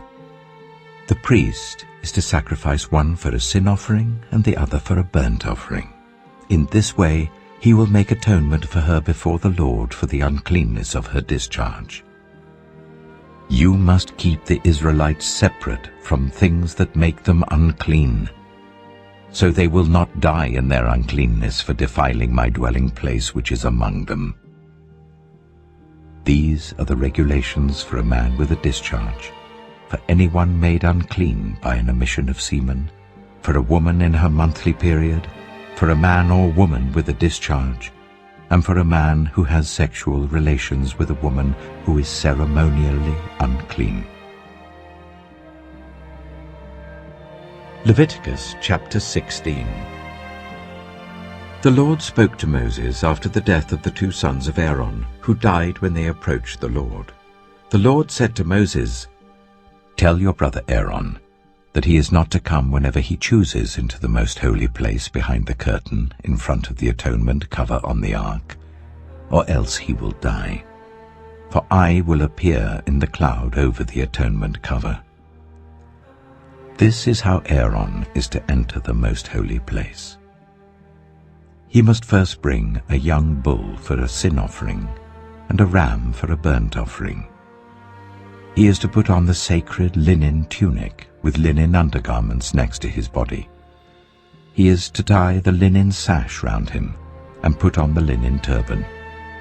These are sacred garments, so he must bathe himself with water before he puts them on. From the Israelite community, he is to take 2 male goats for a sin offering and a ram for a burnt offering. Aaron is to offer the bull for his own sin offering, to make atonement for himself and his household. Then he is to take the 2 goats and present them before the Lord at the entrance to the tent of meeting. He is to cast lots for the 2 goats, 1 lot for the Lord, the other for the scapegoat. Aaron shall bring the goat whose lot falls to the Lord and sacrifice it for a sin offering. But the goat chosen by lot as the scapegoat shall be presented alive before the Lord, to be used for making atonement by sending it into the wilderness as a scapegoat. Aaron shall bring the bull for his own sin offering to make atonement for himself and his household, and he is to slaughter the bull for his own sin offering. He is to take a censer full of burning coals from the altar before the Lord, and 2 handfuls of finely ground fragrant incense, and take them behind the curtain. He is to put the incense on the fire before the Lord, and the smoke of the incense will conceal the atonement cover above the tablets of the covenant law, so that he will not die. He is to take some of the bull's blood and with his finger sprinkle it on the front of the atonement cover. Then he shall sprinkle some of it with his finger 7 times before the atonement cover. He shall then slaughter the goat for the sin offering for the people, and take its blood behind the curtain and do with it as he did with the bull's blood. He shall sprinkle it on the atonement cover and in front of it. In this way he will make atonement for the most holy place because of the uncleanness and rebellion of the Israelites, whatever their sins have been. He is to do the same for the tent of meeting, which is among them in the midst of their uncleanness. No one is to be in the tent of meeting from the time Aaron goes in to make atonement in the most holy place until he comes out, having made atonement for himself, his household, and the whole community of Israel. Then he shall come out to the altar that is before the Lord and make atonement for it. He shall take some of the bull's blood and some of the goat's blood and put it on all the horns of the altar. He shall sprinkle some of the blood on it with his finger 7 times to cleanse it and consecrate it from the uncleanness of the Israelites. When Aaron has finished making atonement for the most holy place, the tent of meeting and the altar, he shall bring forward the live goat. He is to lay both hands on the head of the live goat and confess over it all the wickedness and rebellion of the Israelites, all their sins, and put them on the goat's head. He shall send the goat away into the wilderness in the care of someone appointed for the task. The goat will carry on itself all their sins to a remote place, and the man shall release it in the wilderness. Then Aaron is to go into the tent of meeting and take off the linen garments he put on before he entered the most holy place, and he is to leave them there. He shall bathe himself with water in the sanctuary area and put on his ordinary garments. Then he shall come out and sacrifice the burnt offering for himself and the burnt offering for the people, to make atonement for himself and the people. He shall also burn the fat of the sin offering on the altar. The man who releases the goat as a scapegoat must wash his clothes and bathe himself with water. Afterwards he may come into the camp. The bull and the goat for the sin offerings, whose blood was brought into the most holy place to make atonement, must be taken outside the camp. Their hides, flesh, and intestines are to be burned. The man who burns them must wash his clothes and bathe himself with water. Afterwards he may come into the camp. This is to be a lasting ordinance for you. On the 10th day of the 7th month you must deny yourselves and not do any work, whether native-born or a foreigner residing among you, because on this day atonement will be made for you to cleanse you. Then before the Lord you will be clean from all your sins. It is a day of Sabbath rest, and you must deny yourselves. It is a lasting ordinance. The priest who is anointed and ordained to succeed his father as high priest is to make atonement. He is to put on the sacred linen garments and make atonement for the most holy place, for the tent of meeting and the altar, and for the priests and all the members of the community. This is to be a lasting ordinance for you. Atonement is to be made once a year for all the sins of the Israelites. And it was done as the Lord commanded Moses. Leviticus chapter 17. The Lord said to Moses, "Speak to Aaron and his sons, and to all the Israelites, and say to them, This is what the Lord has commanded. Any Israelite who sacrifices an ox, a lamb, or a goat in the camp or outside it, instead of bringing it to the entrance to the tent of meeting to present it as an offering to the Lord in front of the tabernacle of the Lord, that person shall be considered guilty of bloodshed. They have shed blood and must be cut off from their people. This is so that the Israelites will bring to the Lord the sacrifices they are now making in the open fields. They must bring them to the priest, that is, to the Lord, at the entrance to the tent of meeting, and sacrifice them as fellowship offerings. The priest is to splash the blood against the altar of the Lord at the entrance to the tent of meeting, and burn the fat as an aroma pleasing to the Lord. They must no longer offer any of their sacrifices to the goat idols to whom they prostitute themselves. This is to be a lasting ordinance for them and for the generations to come. Say to them, any Israelite or any foreigner residing among them who offers a burnt offering or sacrifice and does not bring it to the entrance to the tent of meeting to sacrifice it to the Lord must be cut off from the people of Israel. I will set my face against any Israelite or any foreigner residing among them who eats blood, and I will cut them off from the people. For the life of a creature is in the blood, and I have given it to you to make atonement for yourselves on the altar. It is the blood that makes atonement for one's life. Therefore I say to the Israelites, none of you may eat blood, nor may any foreigner residing among you eat blood. Any Israelite or any foreigner residing among you who hunts any animal or bird that may be eaten must drain out the blood and cover it with earth, because the life of every creature is its blood. That is why I have said to the Israelites, you must not eat the blood of any creature, because the life of every creature is its blood.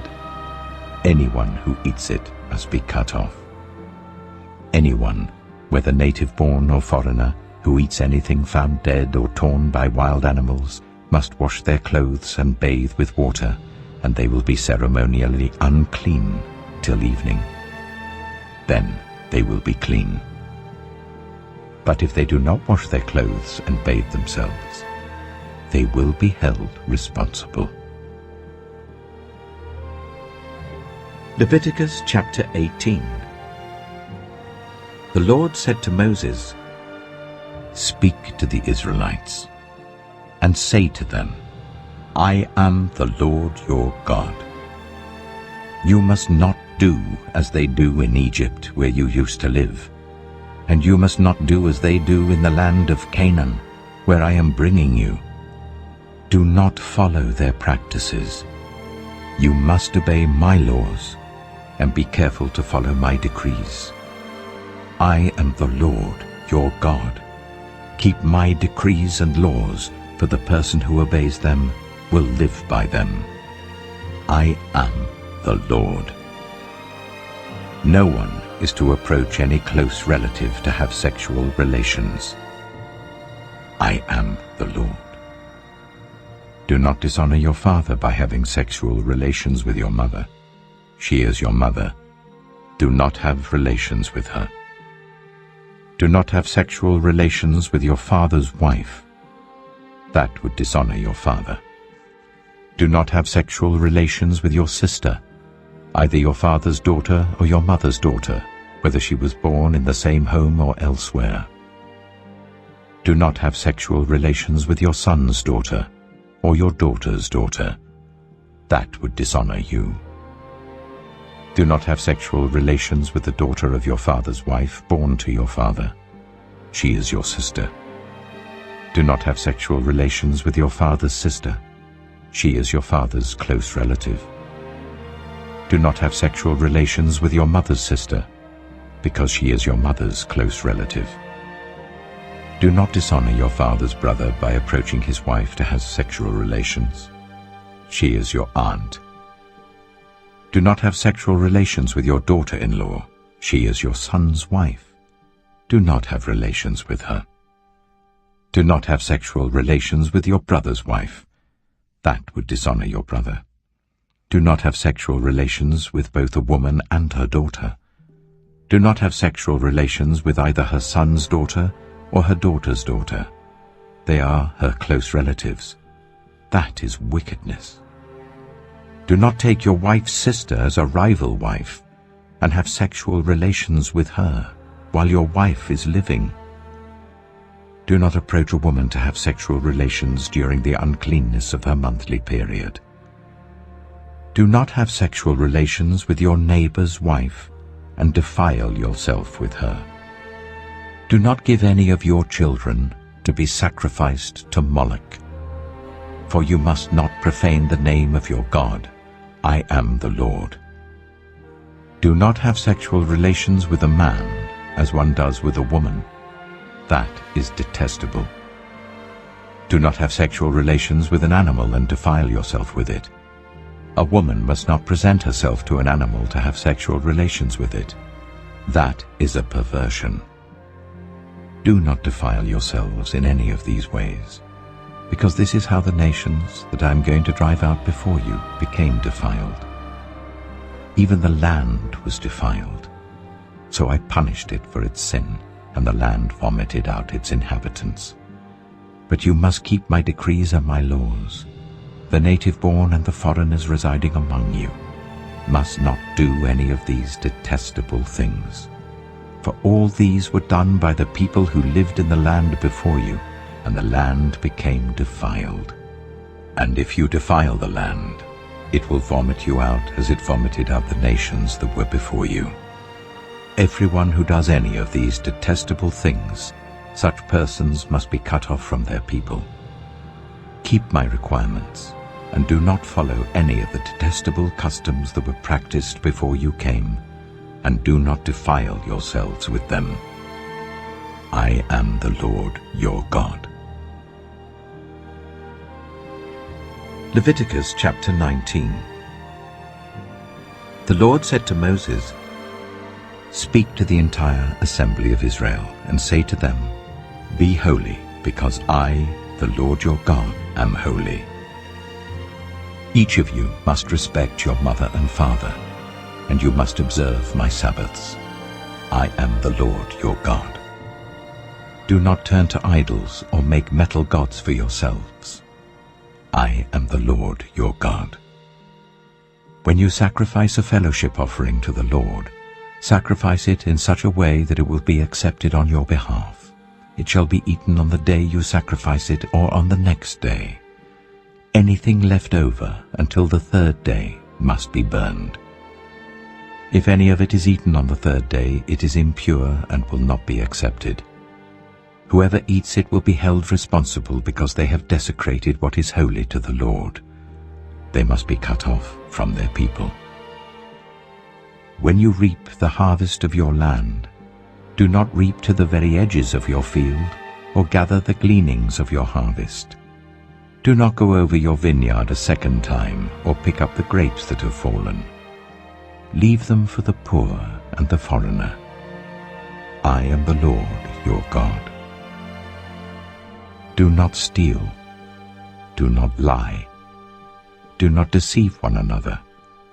Do not swear falsely by my name and so profane the name of your God. I am the Lord. Do not defraud or rob your neighbor.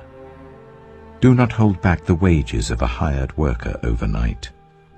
Do not curse the deaf or put a stumbling block in front of the blind, but fear your God. I am the Lord. Do not pervert justice. Do not show partiality to the poor or favoritism to the great, but judge your neighbor fairly. Do not go about spreading slander among your people. Do not do anything that endangers your neighbor's life. I am the Lord. Do not hate a fellow Israelite in your heart. Rebuke your neighbor frankly, so that you will not share in their guilt. Do not seek revenge or bear a grudge against anyone among your people, but love your neighbor as yourself. I am the Lord.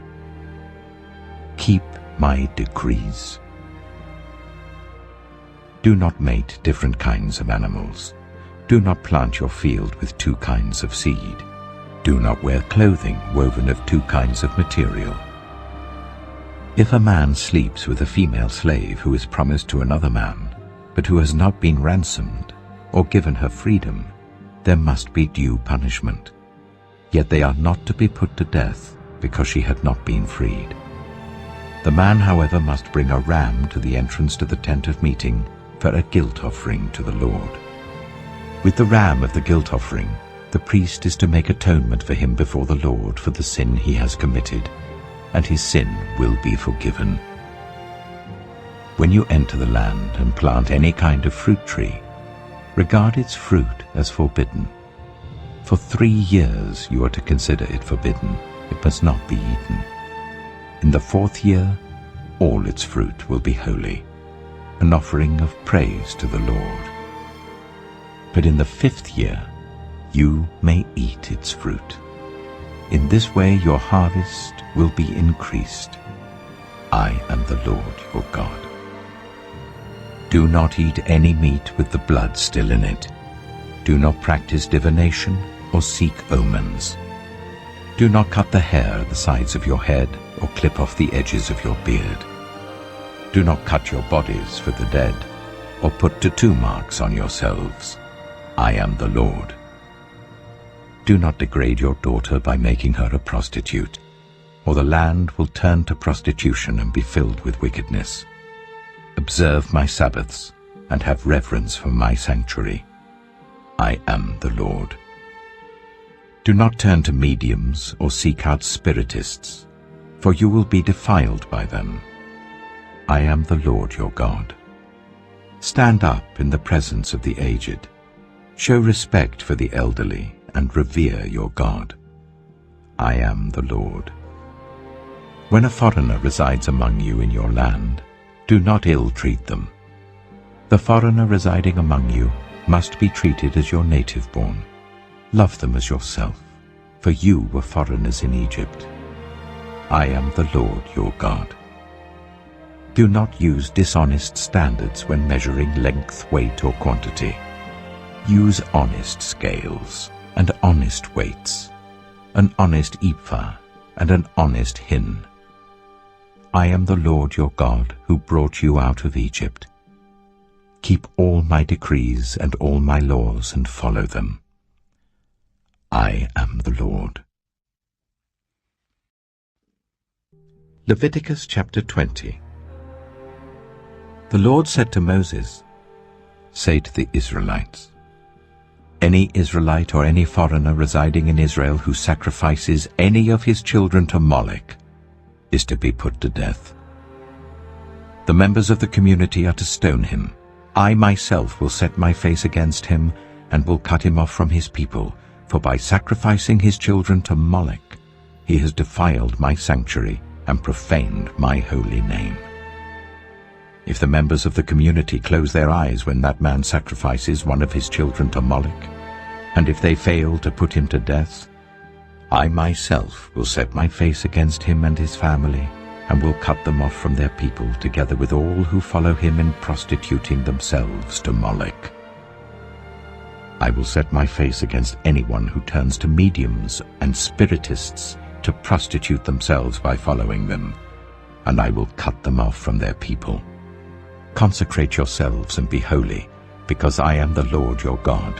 Keep my decrees and follow them. I am the Lord who makes you holy. Anyone who curses their father or mother is to be put to death. Because they have cursed their father or mother, their blood will be on their own head. If a man commits adultery with another man's wife, with the wife of his neighbor, both the adulterer and the adulteress are to be put to death.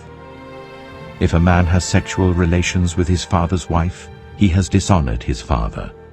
Both the man and the woman are to be put to death. Their blood will be on their own heads. If a man has sexual relations with his daughter-in-law, both of them are to be put to death. What they have done is a perversion. Their blood will be on their own heads. If a man has sexual relations with a man, as one does with a woman, Both of them have done what is detestable. They are to be put to death. Their blood will be on their own heads. If a man marries both a woman and her mother, it is wicked. Both he and they must be burned in the fire, so that no wickedness will be among you. If a man has sexual relations with an animal, he is to be put to death, and you must kill the animal. If a woman approaches an animal to have sexual relations with it, kill both the woman and the animal. They are to be put to death. Their blood will be on their own heads.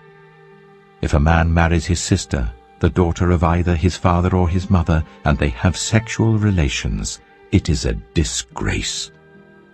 They are to be publicly removed from their people. He has dishonored his sister and will be held responsible. If a man has sexual relations with a woman during her monthly period, he has exposed the source of her flow, and she has also uncovered it. Both of them are to be cut off from their people. Do not have sexual relations with the sister of either your mother or your father, for that would dishonor a close relative. Both of you will be held responsible. If a man has sexual relations with his aunt, he has dishonored his uncle. They will be held responsible. They will die childless. If a man marries his brother's wife, it is an act of impurity. He has dishonored his brother. They will be childless. Keep all my decrees and laws and follow them, so that the land where I am bringing you to live may not vomit you out. You must not live according to the customs of the nations I am going to drive out before you. Because they did all these things, I abhorred them. But I said to you, you will possess their land. I will give it to you as an inheritance, a land flowing with milk and honey. I am the Lord your God, who has set you apart from the nations. You must therefore make a distinction between clean and unclean animals, and between unclean and clean birds. Do not defile yourselves by any animal or bird or anything that moves along the ground. Those that I have set apart as unclean for you. You are to be holy to me because I, the Lord, am holy, and I have set you apart from the nations to be my own.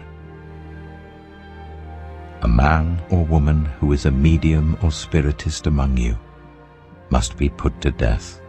You are to stone them. Their blood will be on their own heads. Leviticus chapter 21.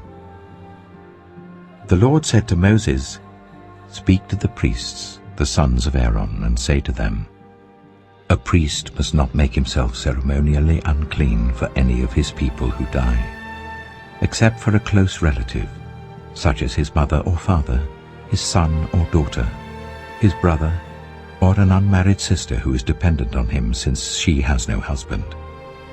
For her he may make himself unclean.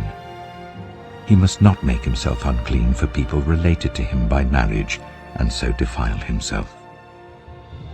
Priests must not shave their heads, or shave off the edges of their beards, or cut their bodies. They must be holy to their God, and must not profane the name of their God. Because they present the food offerings to the Lord, the food of their God, they are to be holy. They must not marry women defiled by prostitution or divorced from their husbands, because priests are holy to their God. Regard them as holy, because they offer up the food of your God. Consider them holy, because I, the Lord, am holy, I who make you holy. If a priest's daughter defiles herself by becoming a prostitute, she disgraces her father. She must be burned in the fire. The high priest, the one among his brothers who has had the anointing oil poured on his head, and who has been ordained to wear the priestly garments, must not let his hair become unkempt or tear his clothes. He must not enter a place where there is a dead body. He must not make himself unclean even for his father or mother, nor leave the sanctuary of his God or desecrate it, because he has been dedicated by the anointing oil of his God. I am the Lord. The woman he marries must be a virgin. He must not marry a widow, a divorced woman, or a woman defiled by prostitution, but only a virgin from his own people, so that he will not defile his offspring among his people. I am the Lord who makes him holy. The Lord said to Moses, "Say to Aaron, for the generations to come none of your descendants who has a defect may come near to offer the food of his God. No man who has any defect may come near, no man who is blind or lame, disfigured or deformed, no man with a crippled foot or hand, or who is a hunchback or a dwarf, or who has any eye defect, or who has festering or running sores or damaged testicles. No descendant of Aaron the priest who has any defect is to come near to present the food offerings to the Lord. He has a defect. He must not come near to offer the food of his God. He may eat the most holy food of his God, as well as the holy food. Yet because of his defect, he must not go near the curtain or approach the altar, and so desecrate my sanctuary. I am the Lord who makes them holy." So Moses told this to Aaron and his sons and to all the Israelites. Leviticus chapter 22. The Lord said to Moses, "Tell Aaron and his sons to treat with respect the sacred offerings the Israelites consecrate to me, so that they will not profane my holy name. I am the Lord. Say to them, for the generations to come, if any of your descendants is ceremonially unclean and yet comes near the sacred offerings that the Israelites consecrate to the Lord, that person must be cut off from my presence. I am the Lord. If a descendant of Aaron has a defiling skin disease or a bodily discharge, he may not eat the sacred offerings until he is cleansed. He will also be unclean if he touches something defiled by a corpse, or by anyone who has an emission of semen, or if he touches any crawling thing that makes him unclean, or any person who makes him unclean, whatever the uncleanness may be. The one who touches any such thing will be unclean till evening. He must not eat any of the sacred offerings unless he has bathed himself with water. When the sun goes down, he will be clean, and after that he may eat the sacred offerings, for they are his food. He must not eat anything found dead or torn by wild animals, and so become unclean through it. I am the Lord. The priests are to perform my service in such a way that they do not become guilty and die for treating it with contempt. I am the Lord who makes them holy. No one outside a priest's family may eat the sacred offering, nor may the guest of a priest or his hired worker eat it. But if a priest buys a slave with money, or if slaves are born in his household, they may eat his food. If a priest's daughter marries anyone other than a priest, she may not eat any of the sacred contributions. But if a priest's daughter becomes a widow, or is divorced, yet has no children, and she returns to live in her father's household as in her youth, she may eat her father's food. No unauthorized person, however, may eat it. Anyone who eats a sacred offering by mistake must make restitution to the priest for the offering and add 1/5 of the value to it. The priests must not desecrate the sacred offerings the Israelites present to the Lord by allowing them to eat the sacred offerings and so bring upon them guilt requiring payment. I am the Lord who makes them holy. The Lord said to Moses, "Speak to Aaron and his sons and to all the Israelites and say to them, if any of you, whether an Israelite or a foreigner residing in Israel, presents a gift for a burnt offering to the Lord, either to fulfill a vow or as a free will offering, you must present a male without defect from the cattle, sheep, or goats, in order that it may be accepted on your behalf. Do not bring anything with a defect, because it will not be accepted on your behalf. When anyone brings from the herd or flock a fellowship offering to the Lord, to fulfill a special vow or as a free will offering, it must be without defect or blemish to be acceptable. Do not offer to the Lord the blind, the injured, or the maimed, or anything with warts or festering or running sores. Do not place any of these on the altar as a food offering presented to the Lord. You may, however, present as a free will offering an ox or a sheep that is deformed or stunted, but it will not be accepted in fulfillment of a vow. You must not offer to the Lord an animal whose testicles are bruised, crushed, torn, or cut.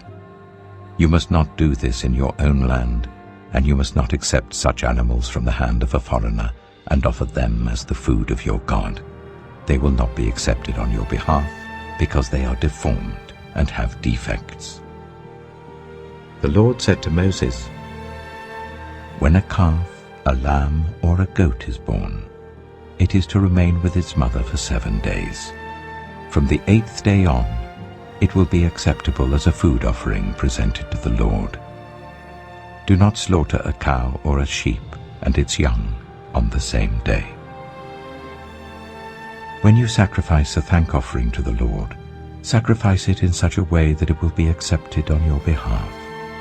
It must be eaten that same day. Leave none of it till morning. I am the Lord. Keep my commands and follow them. I am the Lord. Do not profane my holy name, for I must be acknowledged as holy by the Israelites. I am the Lord who made you holy, and who brought you out of Egypt to be your God. I am the Lord. Leviticus chapter 23.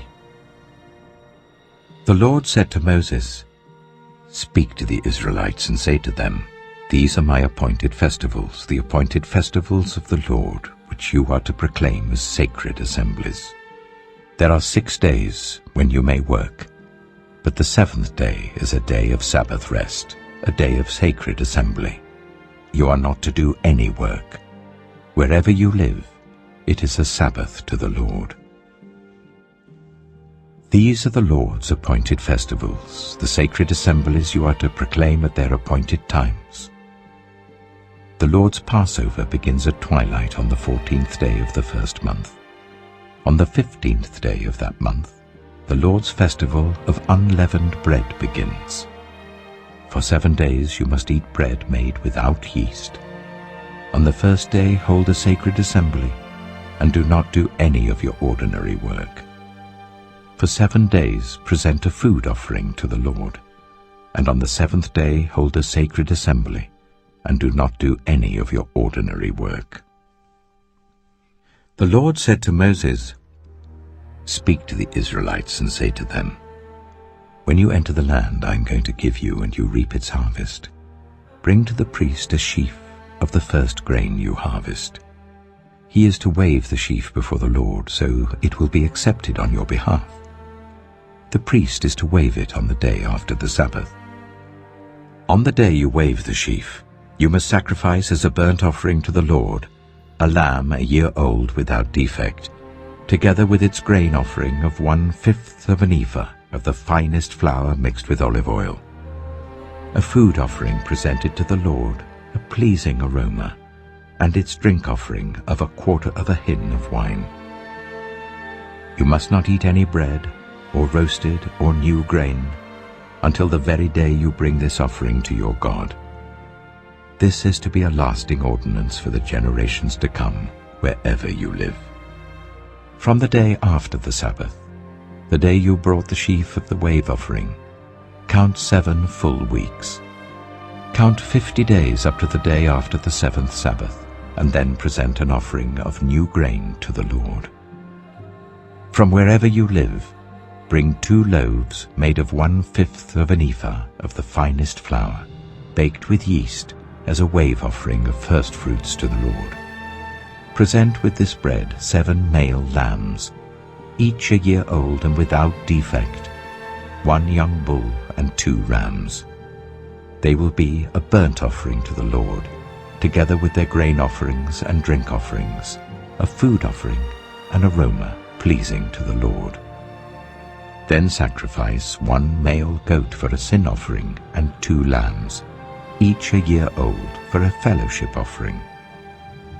The priest is to wave the 2 lambs before the Lord as a wave offering, together with the bread of the firstfruits. They are a sacred offering to the Lord for the priest. On that same day, you are to proclaim a sacred assembly and not do any ordinary work. This is to be a lasting ordinance for the generations to come, wherever you live. When you reap the harvest of your land, do not reap to the very edges of your field, or gather the gleanings of your harvest. Leave them for the poor and for the foreigner residing among you. I am the Lord your God. The Lord said to Moses, "Say to the Israelites, on the first day of the 7th month, you are to have a day of Sabbath rest, a sacred assembly commemorated with trumpet blasts. Do not do any of your ordinary work, but present a food offering to the Lord." The Lord said to Moses, "The 10th day of this 7th month is the Day of Atonement. Hold a sacred assembly and deny yourselves, and present a food offering to the Lord. Do not do any work on that day, because it is the Day of Atonement, when atonement is made for you before the Lord your God. Those who do not deny themselves on that day must be cut off from their people. I will destroy from among their people anyone who does any work on that day. You shall do no work at all. This is to be a lasting ordinance for the generations to come wherever you live. It is a day of Sabbath rest for you, and you must deny yourselves. From the evening of the 9th day of the month until the following evening, you are to observe your Sabbath." The Lord said to Moses, "Say to the Israelites, on the 15th day of the 7th month, the Lord's festival of tabernacles begins, and it lasts for 7 days. The first day is a sacred assembly. Do not do any of your ordinary work. For 7 days present food offerings to the Lord, and on the 8th day hold a sacred assembly and present a food offering to the Lord. It is the closing special assembly. Do not do any of your ordinary work." These are the Lord's appointed festivals, which you are to proclaim as sacred assemblies for bringing food offerings to the Lord, the burnt offerings and grain offerings, sacrifices and drink offerings required for each day.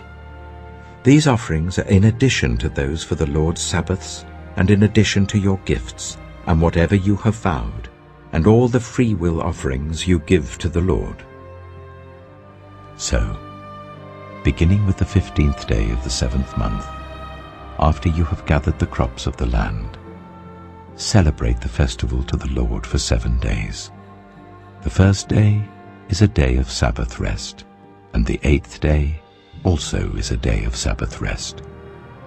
On the first day you are to take branches from luxuriant trees, from palms, willows, and other leafy trees, and rejoice before the Lord your God for 7 days. Celebrate this as a festival to the Lord for 7 days each year. This is to be a lasting ordinance for the generations to come. Celebrate it in the 7th month. Live in temporary shelters for 7 days. All native-born Israelites are to live in such shelters, so that your descendants will know that I made the Israelites live in temporary shelters when I brought them out of Egypt. I am the Lord your God. So Moses announced to the Israelites the appointed festivals of the Lord. Leviticus chapter 24. The Lord said to Moses, Command the Israelites to bring you clear oil of pressed olives for the light, so that the lamps may be kept burning continually. Outside the curtain that shields the ark of the covenant law in the tent of meeting, Aaron is to tend the lamps before the Lord from evening till morning continually. This is to be a lasting ordinance for the generations to come. The lamps on the pure gold lampstand before the Lord must be tended continually. Take the finest flour and bake 12 loaves of bread using 1/5 of an ephah for each loaf. Arrange them in 2 piles, 6 in each pile, on the table of pure gold before the Lord. By each pile put some pure incense as a memorial portion, to represent the bread and to be a food offering presented to the Lord. This bread is to be set out before the Lord regularly, Sabbath after Sabbath, on behalf of the Israelites, as a lasting covenant. It belongs to Aaron and his sons, who are to eat it in the sanctuary area, because it is a most holy part of their perpetual share of the food offerings presented to the Lord. Now the son of an Israelite mother and an Egyptian father went out among the Israelites, and a fight broke out in the camp between him and an Israelite. The son of the Israelite woman used the name blasphemously with a curse, so they brought him to Moses. His mother's name was Shelomith, the daughter of Dibri the Danite. They put him in custody until the will of the Lord should be made clear to them. Then the Lord said to Moses, "Take the blasphemer outside the camp. All those who heard him are to lay their hands on his head, and the entire assembly is to stone him. Say to the Israelites, anyone who curses their God will be held responsible. Anyone who uses the name of the Lord blasphemously is to be put to death. The entire assembly must stone them, whether foreigner or native born. When they use the name blasphemously, they are to be put to death. Anyone who takes the life of a human being is to be put to death. Anyone who takes the life of someone's animal must make restitution, life for life. Anyone who injures their neighbor is to be injured in the same manner, fracture for fracture, eye for eye, tooth for tooth. The one who has inflicted the injury must suffer the same injury. Whoever kills an animal must make restitution, but whoever kills a human being is to be put to death. You are to have the same law for the foreigner and the native born.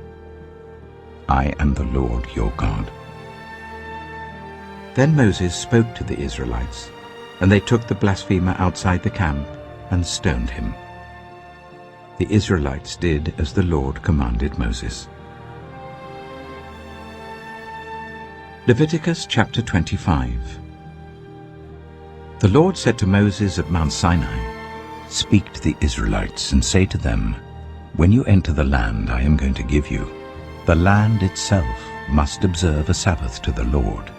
For 6 years sow your fields, and for 6 years prune your vineyards and gather their crops. But in the 7th year, the land is to have a year of Sabbath rest, a Sabbath to the Lord. Do not sow your fields or prune your vineyards. Do not reap what grows of itself, or harvest the grapes of your untended vines. The land is to have a year of rest. Whatever the land yields during the Sabbath year will be food for you, for yourself, your male and female servants, and the hired worker and the temporary resident who live among you, as well as for your livestock and the wild animals in your land. Whatever the land produces may be eaten.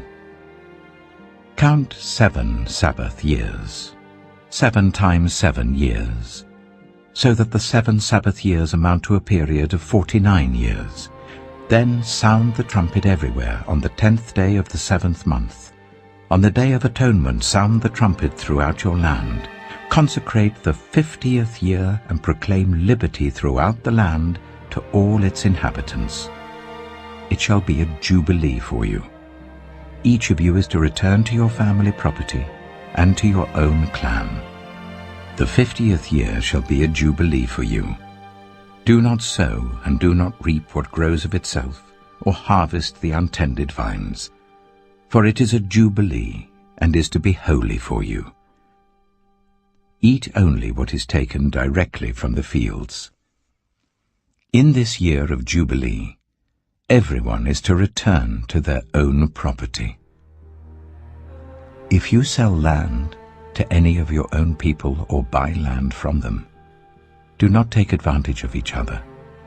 You are to buy from your own people on the basis of the number of years since the Jubilee, and they are to sell to you on the basis of the number of years left for harvesting crops.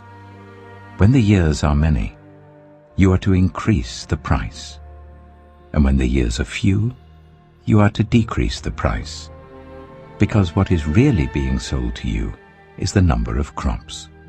Do not take advantage of each other, but fear your God. I am the Lord your God. Follow my decrees and be careful to obey my laws, and you will live safely in the land. Then the land will yield its fruit, and you will eat your fill and live there in safety. You may ask, what will we eat in the 7th year if we do not plant or harvest our crops? I will send you such a blessing in the 6th year that the land will yield enough for 3 years.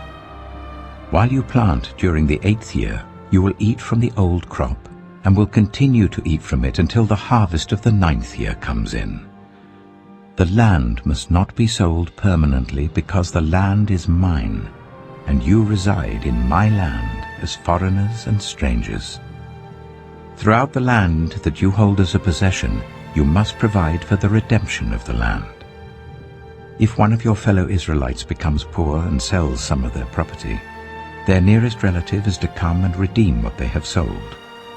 If, however, there is no one to redeem it for them, but later on they prosper and acquire sufficient means to redeem it themselves, they are to determine the value for the years since they sold it and refund the balance to the one to whom they sold it. They can then go back to their own property. But if they do not acquire the means to repay, what was sold will remain in the possession of the buyer until the year of Jubilee. It will be returned in the Jubilee, and they can go back to their property. Anyone who sells a house in a walled city retains the right of redemption a full year after its sale. During that time, the seller may redeem it. If it is not redeemed before a full year has passed, the house in the walled city shall belong permanently to the buyer and the buyer's descendants. It is not to be returned in the Jubilee. But houses in villages without walls round them are to be considered as belonging to the open country. They can be redeemed, and they are to be returned in the Jubilee. The Levites always have the right to redeem their houses in the Levitical towns which they possess. So the property of the Levites is redeemable, that is, a house sold in any town they hold, and is to be returned in the Jubilee, because the houses in the towns of the Levites are their property among the Israelites. But the pasture land belonging to their towns must not be sold.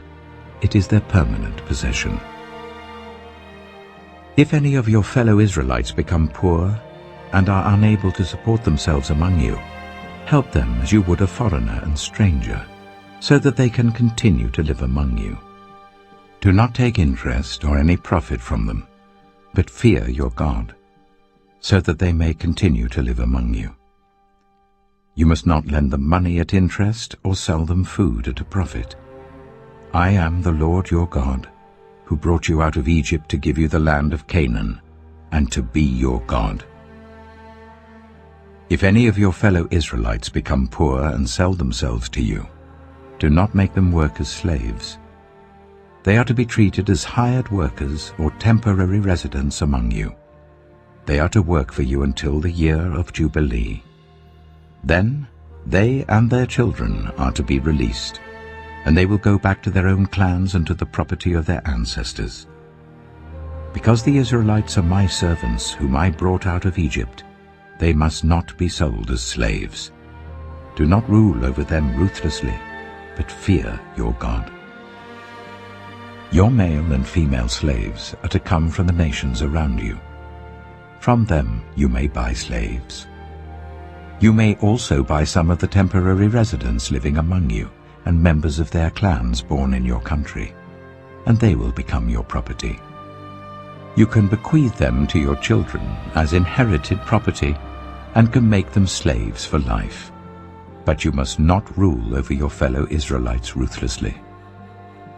If a foreigner residing among you becomes rich and any of your fellow Israelites become poor and sell themselves to the foreigner or to a member of the foreigner's clan, they retain the right of redemption after they have sold themselves.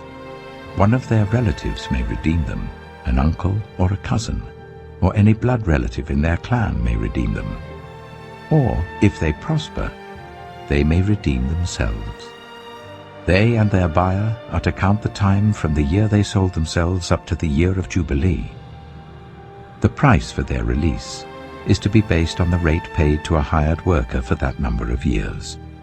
If many years remain, they must pay for their redemption a larger share of the price paid for them. If only a few years remain until the year of Jubilee, they are to compute that and pay for their redemption accordingly. They are to be treated as workers hired from year to year. You must see to it that those to whom they owe service do not rule over them ruthlessly. Even if someone is not redeemed in any of these ways, they and their children are to be released in the year of Jubilee, for the Israelites belong to me as servants. They are my servants whom I brought out of Egypt. I am the Lord your God. Leviticus chapter 26. Do not make idols, or set up an image, or a sacred stone for yourselves.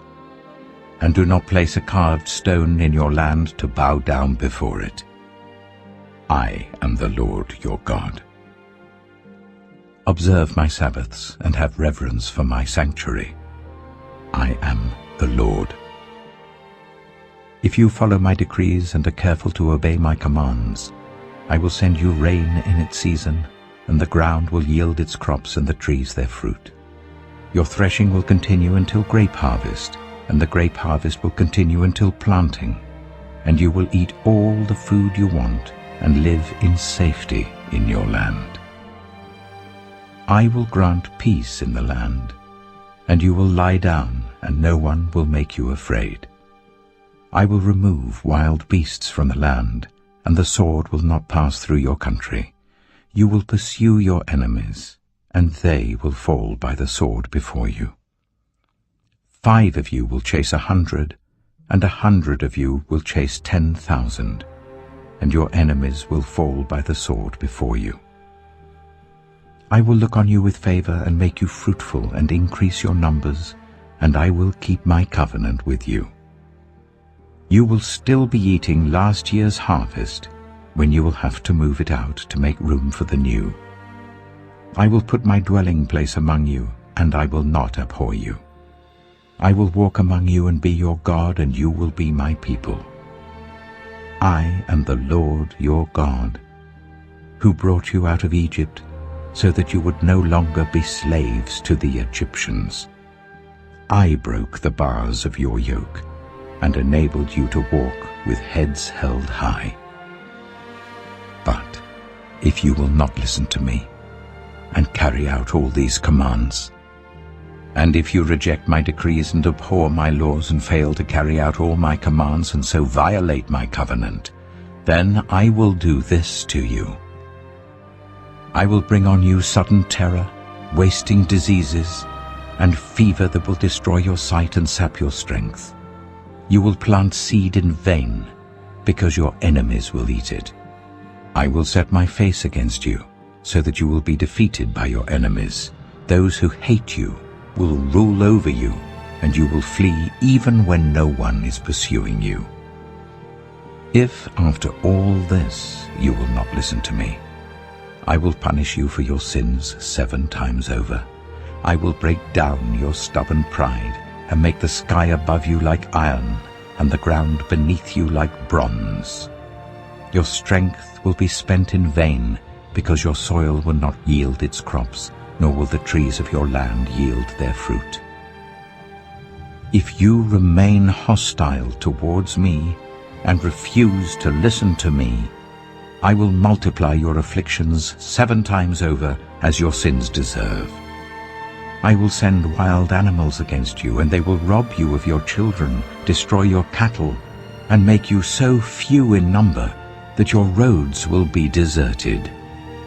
If, in spite of these things, you do not accept my correction but continue to be hostile towards me, I myself will be hostile towards you, and will afflict you for your sins 7 times over.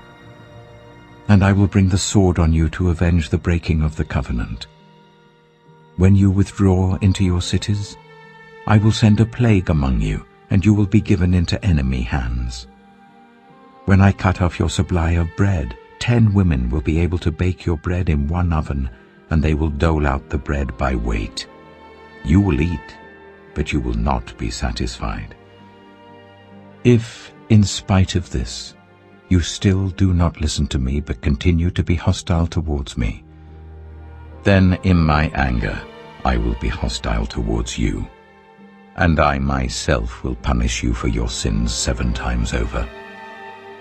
You will eat the flesh of your sons and the flesh of your daughters. I will destroy your high places, cut down your incense altars, and pile your dead bodies on the lifeless forms of your idols. And I will abhor you. I will turn your cities into ruins and lay waste your sanctuaries, and I will take no delight in the pleasing aroma of your offerings. I myself will lay waste the land, so that your enemies who live there will be appalled. I will scatter you among the nations and will draw out my sword and pursue you. Your land will be laid waste and your cities will lie in ruins. Then the land will enjoy its Sabbath years all the time that it lies desolate, and you are in the country of your enemies. Then the land will rest and enjoy its Sabbaths. All the time that it lies desolate, the land will have the rest it did not have during the Sabbaths you lived in it. As for those of you who are left, I will make their hearts so fearful in the lands of their enemies that the sound of a wind-blown leaf will put them to flight. They will run as though fleeing from the sword, and they will fall, even though no one is pursuing them. They will stumble over one another, as though fleeing from the sword, even though no one is pursuing them. So you will not be able to stand before your enemies. You will perish among the nations. The land of your enemies will devour you. Those of you who are left will waste away in the lands of their enemies because of their sins. Also because of their ancestors' sins, they will waste away. But if they will confess their sins and the sins of their ancestors, their unfaithfulness and their hostility towards me, which made me hostile towards them, so that I sent them into the land of their enemies, then, when their uncircumcised hearts are humbled and they pay for their sin, I will remember my covenant with Jacob and my covenant with Isaac and my covenant with Abraham, and I will remember the land. For the land will be deserted by them, and will enjoy its Sabbaths while it lies desolate without them. They will pay for their sins because they rejected my laws and abhorred my decrees. Yet, in spite of this, when they are in the land of their enemies, I will not reject them or abhor them, so as to destroy them completely, breaking my covenant with them. I am the Lord their God.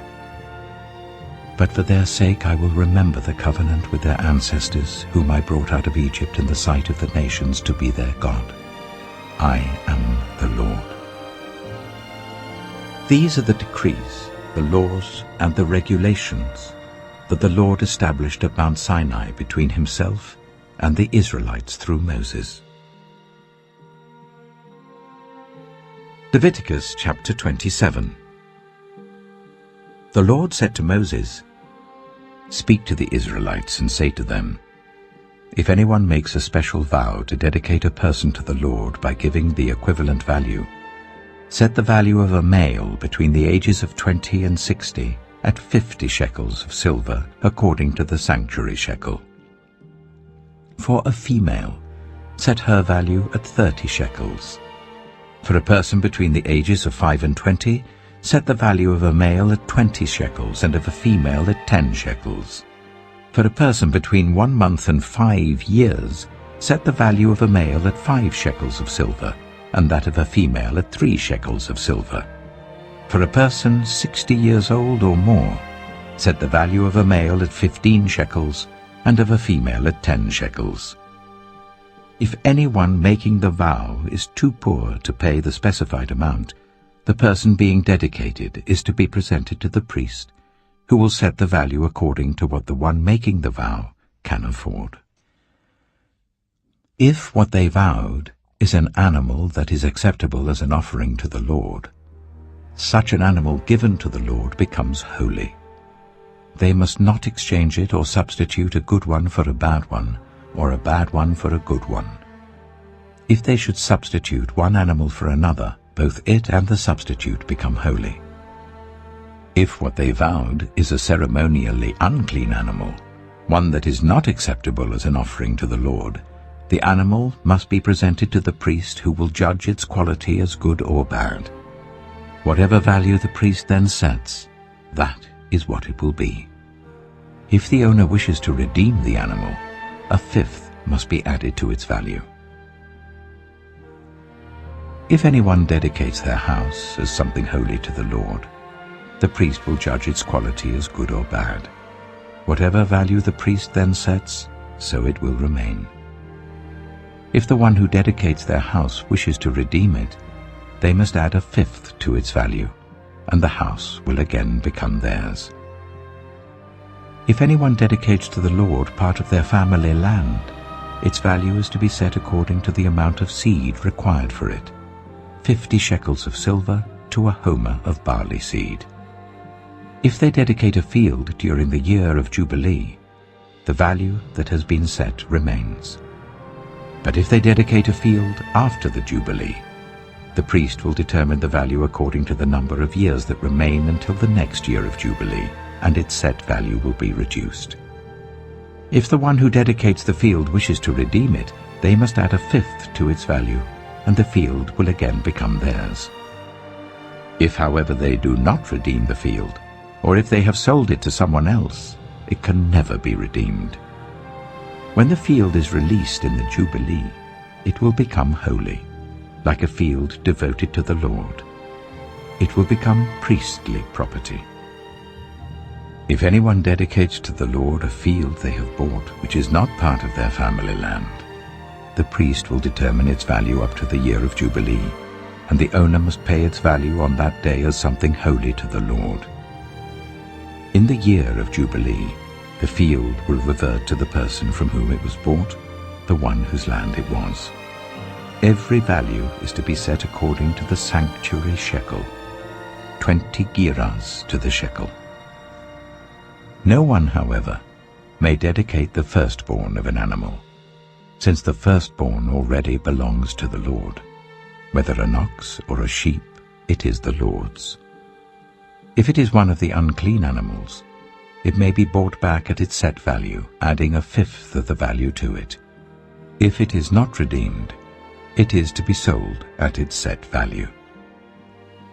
But nothing that a person owns and devotes to the Lord, whether a human being or an animal or family land, may be sold or redeemed. Everything so devoted is most holy to the Lord. No one devoted to destruction may be ransomed. They are to be put to death.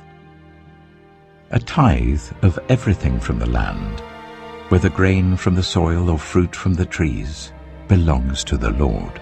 It is holy to the Lord. Whoever would redeem any of their tithe must add a fifth of the value to it. Every tithe of the herd and flock, every 10th animal that passes under the shepherd's rod, will be holy to the Lord. No one may pick out the good from the bad or make any substitution. If anyone does make a substitution, both the animal and its substitute become holy and cannot be redeemed. These are the commands the Lord gave Moses at Mount Sinai for the Israelites.